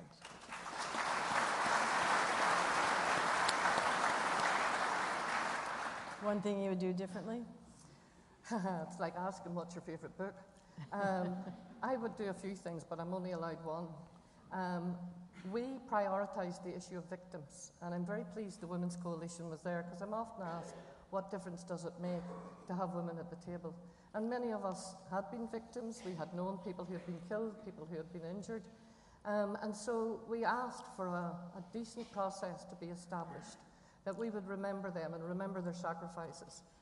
If I had to go back, I would probably make that less of an aspiration and make it more of a guarantee. And it certainly would not be.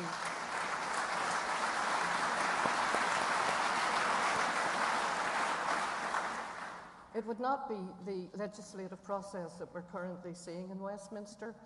It's funny, isn't it, that the one thing that has united all the parties, and that doesn't happen often in Northern Ireland, is the opposition to this legislation.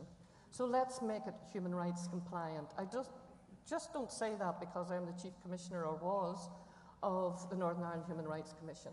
I say it because we need healing, and we need what is in the title of that bill, reconciliation.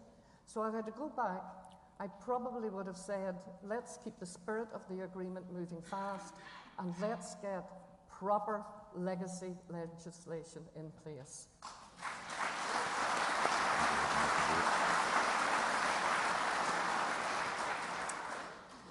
Well, thank you all for those comments. I'm now going to go in sort of reverse order and ask you just one specific question, and then if we have time left, we can just have an open exchange between you all before we pass on this panel. Just briefly, coming back to the issue of women and youth, I would like all of you to kind of look at how do you get women and youth to remain engaged in politics and the Good Friday Agreement and understanding the legacy. They are the future. They're still divided. They still have harsh views and are not always looking towards the future as we want them to. But Monica, maybe comment a little bit on the Women's Coalition and how well women are represented in Northern Ireland today. There's few in the parties, as was commented on this morning. What should be happening now to get women back at the table? Well, it's in the agreement, Nancy. The clause is in the right of women to full and equal political participation. And there's also clauses in that agreement which I would ask young people to look at. I actually have to remind myself at the minute, two of the members of the Youth Parliament, and I'm sure the Youth Parliament are here, reminded me this week that the only reference to the history curriculum at the minute in GCSEs is that women handed out tea and buns when the British Army first arrived. That's only reference to the role of women in this society. So that isn't inclusion, that's exclusion in my book. And I think that their voices are vital voices, and it's really important that we change that. I also think the substance that women bring, the agenda, they broaden the agenda, is really important. And because my time's short, I went to see the play in the Lyric last night, and it was lovely to be sitting beside Sandra Mitchell. Yeah, this agreement. And the actors are superb, and it's a brilliant drama. But as I walked out, and I asked Don Purvis and others, did they feel the same? It was just that little bit limited. The women, once again, were written out. And something has to be done about that. I pay tribute to our wonderful artists and our poets and our playwrights who did so much to also help make the peace here. But I think it's only fair, 25 years on, that women get written back in. And so I keep on saying to the women in Northern Ireland who I'm still working with, the peace building never ceases. But I am delighted to say that as I go up to the Assembly and sit in a gallery and look down, once it gets re-established, that there are 36% of women now as politicians making decisions, debating, and are the current legislators. And so to the next generation, I hope you join them, and that number will rise and rise and rise. That's democracy.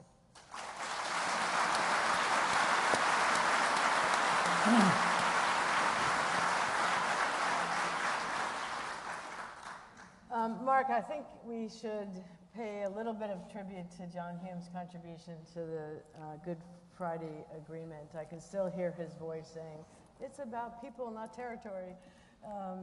What would he be saying today in terms of successes and failures? And he's very much part of this agreement. Oh, absolutely. I mean, one of the risks about a panel like this of the Farmers Union is you can end up with a situation that Hugh Logue once described as nostalgia bumping into amnesia on the way back from obscurity. And so John, through everything, John would always say things like, if the underlying problem hasn't changed, the underlying solution hasn't changed. And clearly the underlying solution, fully endorsed by the people of Ireland, North and South, in the joint referendum, which was John's idea, is for the principles and precepts of the Good Friday Agreement. But John also was very clear that each generation was going to have to make its own choices, that it was about creating institutions that would allow us to work together to build the common ground, work the common ground as he saw it, and then people would have to make decisions and choices according to their best lights, their shared priorities, and their shared purposes. And so I think in a situation like this, John would be pointing to the opportunity that is there. Remember, John was talking about the economy long before anybody else in Northern Ireland politics was talking about the economy. A lot of his discussion in America, even back in the 80s and the 90s, would have been about the economy as well. And so he'd be looking, obviously he would have been fretting about Brexit. I can remember trying to explain what Brexit was to him one day in the home, and he said, how did people vote for that? And I said, they talked about immigration, they talked about taking back control and sovereignty. And he goes, Tories, Tories, Tories. And I said, well, he hasn't lost it entirely. He's absolutely got it. But the fact is, he would be pointing to the opportunity, because that was always this thing of the big picture, what's the opportunity, and what's your responsibility within that. One thing I would just want to say, I don't want people to think that victims were only mentioned at the end in the agreement because the Women's Coalition raised it. In much of the discussion, in many of the exchanges that George Mitchell described this morning, victims were a major part of that, because people were talking about different victims, people were talking about different hurts. A lot of it sounded like upcasting, and people worried, is this trying to blame particular parties or put certain parties in a corner, etc., etc. So inevitably, when it came to the text of the agreement, and this was something that John recognised as well, we were going to have to be forward-looking. So when it came to rights, it was generic and forward-looking in terms of the precepts around rights, rather than a thing that was going to recite all the rights that had been violated in the past and all the grievances that were there. You weren't going to get an agreement on that basis. Similarly, unfortunately, we were able to say less about victims in terms of describing them or describing their experience. And yes, what was in there ended up being patronising, and part of the problem has been that so much of the time since the agreement, we have gone from patronising victims to ghettoising them and not actually addressing legacy in proper terms.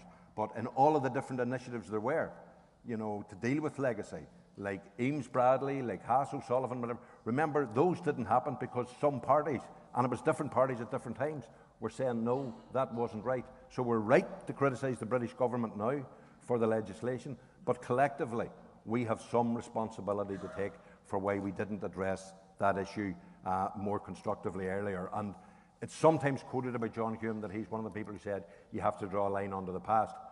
John wasn't speaking about victims and their needs when he said that. John was actually saying that to us and to others. Look, you can't spend your time after this agreement upcasting to people that they used to oppose power sharing, or upcasting to somebody else that they didn't believe in the constitutional process, or whatever.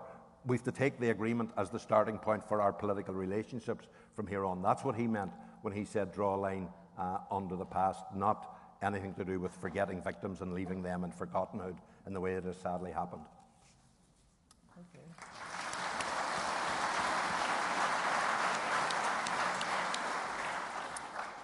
Reg, as Monica mentioned, we have this lyric theater wonderful play where David Trimble's character was front and center. I hope you've had a chance to see it, Mrs. Trimble.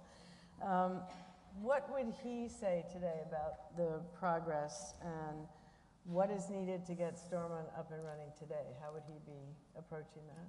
Well, first of all, before I answer that question, I would just like to make the point that Monica was talking about women and young people and being involved. They can't very well be involved if the institutions are shut down. So,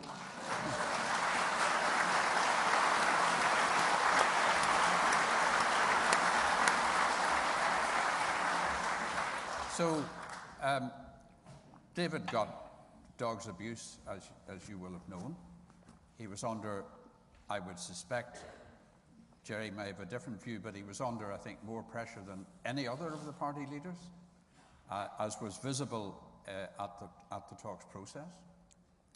So he was fighting on a number of different fronts, but he always had a very clear vision because he thought strategically. Some of those who attacked him most thought tactically, and they were looking for the next few months to the next election, but they didn't look at the big picture in the long term. I think he would have believed our current situation is bad, particularly for unionism.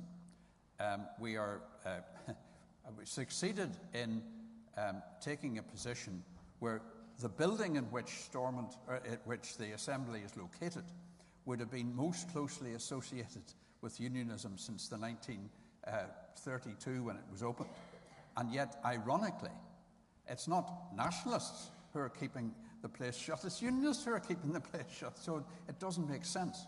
And that, I think, has a long-term implication for it. And I think David would have been most uncomfortable with the prospect that we have no operating thing when you consider we have the worst socio-economic crisis facing families, and poverty and cost of living increases, when the Assembly that we elected should be there to help those people at this point in time, which is the most...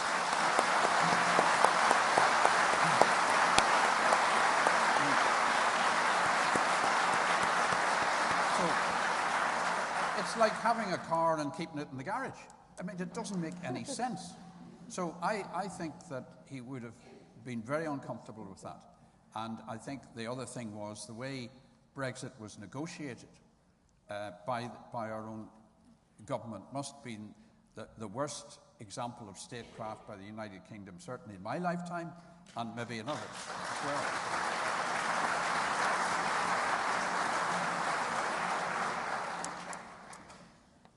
Jerry, so I'll give you the last question, and then we'll have just a short conversation among ourselves until time is up in about 15 minutes.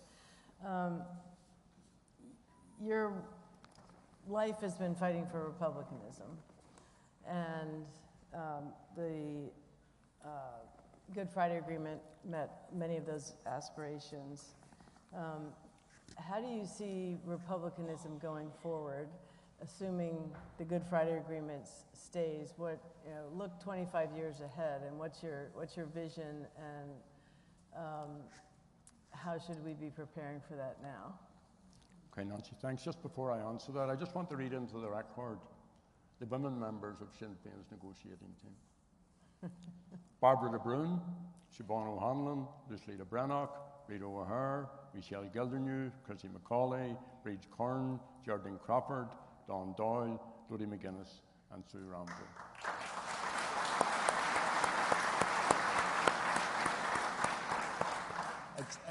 It's a matter of historical fact that among the first Republicans on this island were the Protestant people.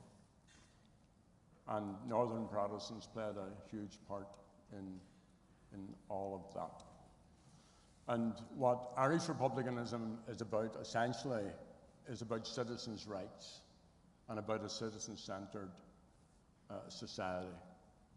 Now, I want to see an end to English rule on this island.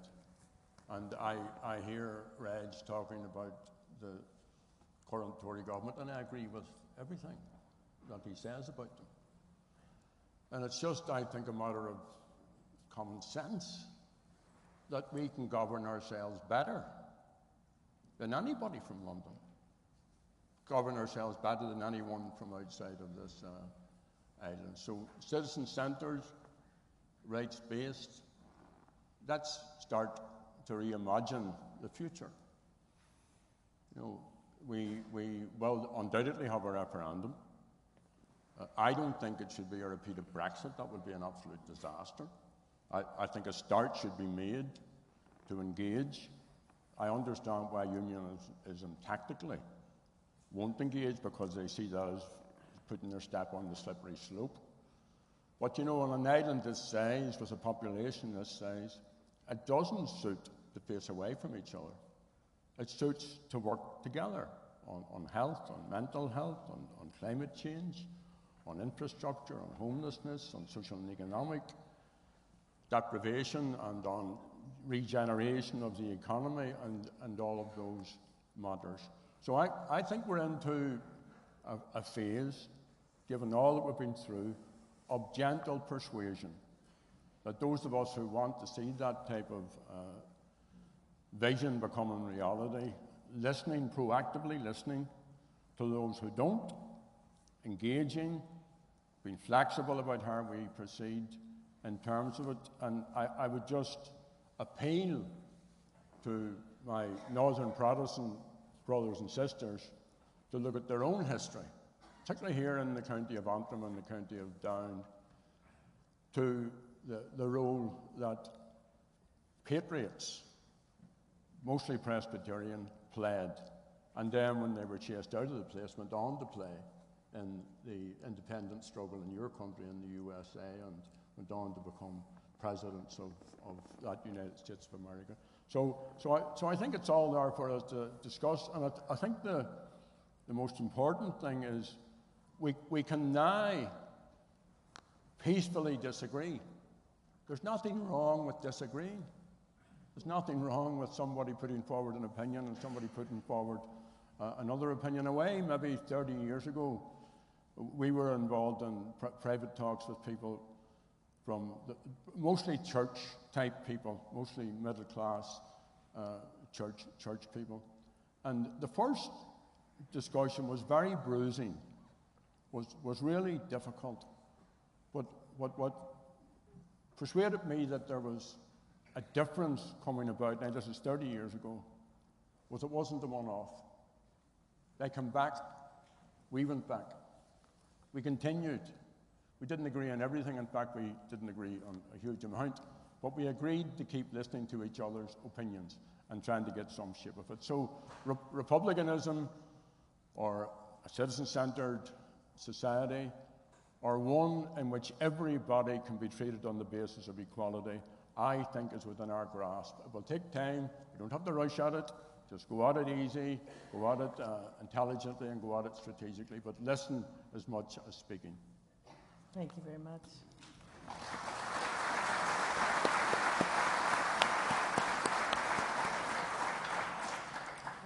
We got started a little late, so we're going to wrap up and not have that conversation, but we'll be around for the next few days. I would just sum up the panel with thanks to all the youth who are here. Get involved, make a better future. Get the car out of the garage. Don't be afraid of being the detail wonk. It matters. And remember the importance of that rare thing, common sense. So thank you, Queens. Thank you all for this wonderful panel. And let's give the panelists a round of applause. Thank you very much.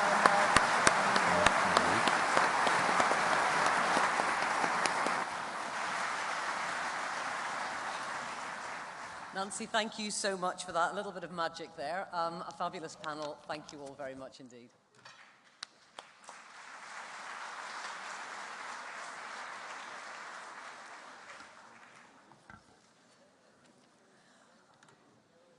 Well, now the second session of Building Peace, the Parties. In a moment, I'm going to invite you to meet our next set of panellists. We've got John Alderdice, Lord Alderdice.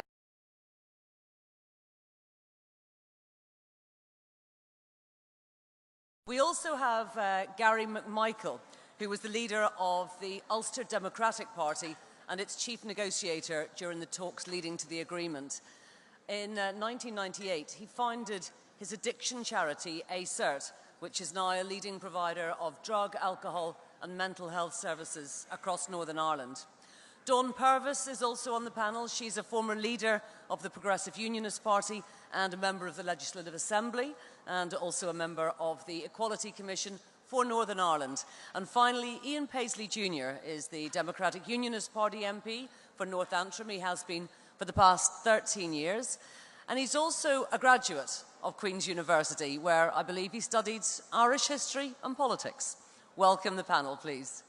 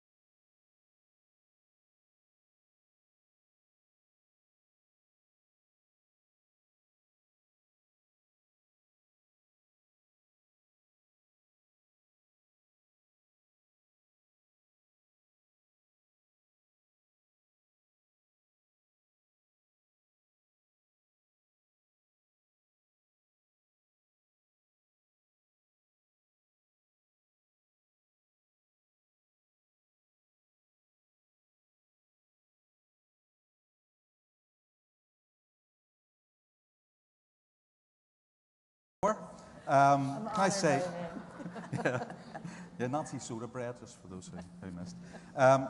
Look, at the outset, can I say a huge thank you to Queen's University for laying this on. They've done a remarkable job.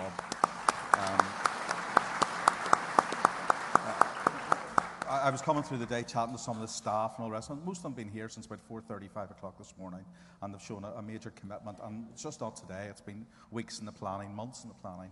And certainly, I don't think any other institution could have done this, quite frankly, and done it in the decompressed way that we're discussing it and doing it. Because this is complex, it's also controversial, it also is divisive, but we've been able to be brought together, and I think most of us got this morning a piece of magic from George Mitchell. I mean, that was remarkable. A masterclass in how to lead, how to construct, how to understand people. Probably a psychologist's dream there today in terms of what was happening. Looking at you, John, for that one. So he was very, very remarkable. Look, I'm extremely proud of Northern Ireland. I'm extremely proud of its diverse people. I really want to see this place being a critical success. And that's why, I suppose, we care so passionately and why we do take different views on trying to get the outcome that we think is best for Northern Ireland. It's not, I keep saying, it's not utopia, it's Ulster. It's a divided place. And we have to try and work to heal those divisions. And George, in his contribution, he quoted from The Isle of Innisfree by W.B. Yeats, where he said, "Peace comes dripping slow." And sometimes, yeah, the tap has been turned off. In one of the earlier comments, Jonathan Powell said that, you know, it took 8 years to get this thing to work, and then we had the McGuinness-Paisley moment where it then bedded in and worked. We've really had 3 periods, I think. The first period has been stop, start, stop, start. We then had the second period where we did have a bedding in, and then the third period where we're now in I suppose, a state of tension again. And I think the thing which marked it out is that we had big beasts taking big, courageous decisions, whether you were in the no side, and people dismiss people who were in the no side and say it wasn't a courageous thing to do. It was as equally courageous to take that point of view, to have the alternative point of view. Who was it said that if we're all saying the same thing, we're not actually thinking? We have to have people who have different points of view. And we took a different point of view. We led a campaign and we lost that campaign. But we're Democrats. And we held coming back into a position where we could renegotiate change, achieve changes under the St Andrews, and get a process up and running again. And I think by our actions, it was proved that our party, through its leader then, my father, and then Peter Robinson, we really bedded in a process and tried to make it work through the big beasts. But we have moved to a very difficult position. And I think that one of the things that I hope that people do is, and as a history graduate, I would say this: learn the mistakes of our history so as we are not destined to repeat the mistakes. And what's the one thing you do differently? Well, that's one thing. I mean, I would take that moment and say, right, let's relearn from that. I mean, as a DUP, are we remorseful? Are we angry that we were on the no side? No, we're not. We took a position, I think, with integrity. We got changes at St Andrews, which we worked very hard for. And, I mean, remember, the process for 8 years wasn't working. There was the most stop-start moment, constipated moment in politics. And it is unfortunate that the last 6, 7 years have been equally a stop-start.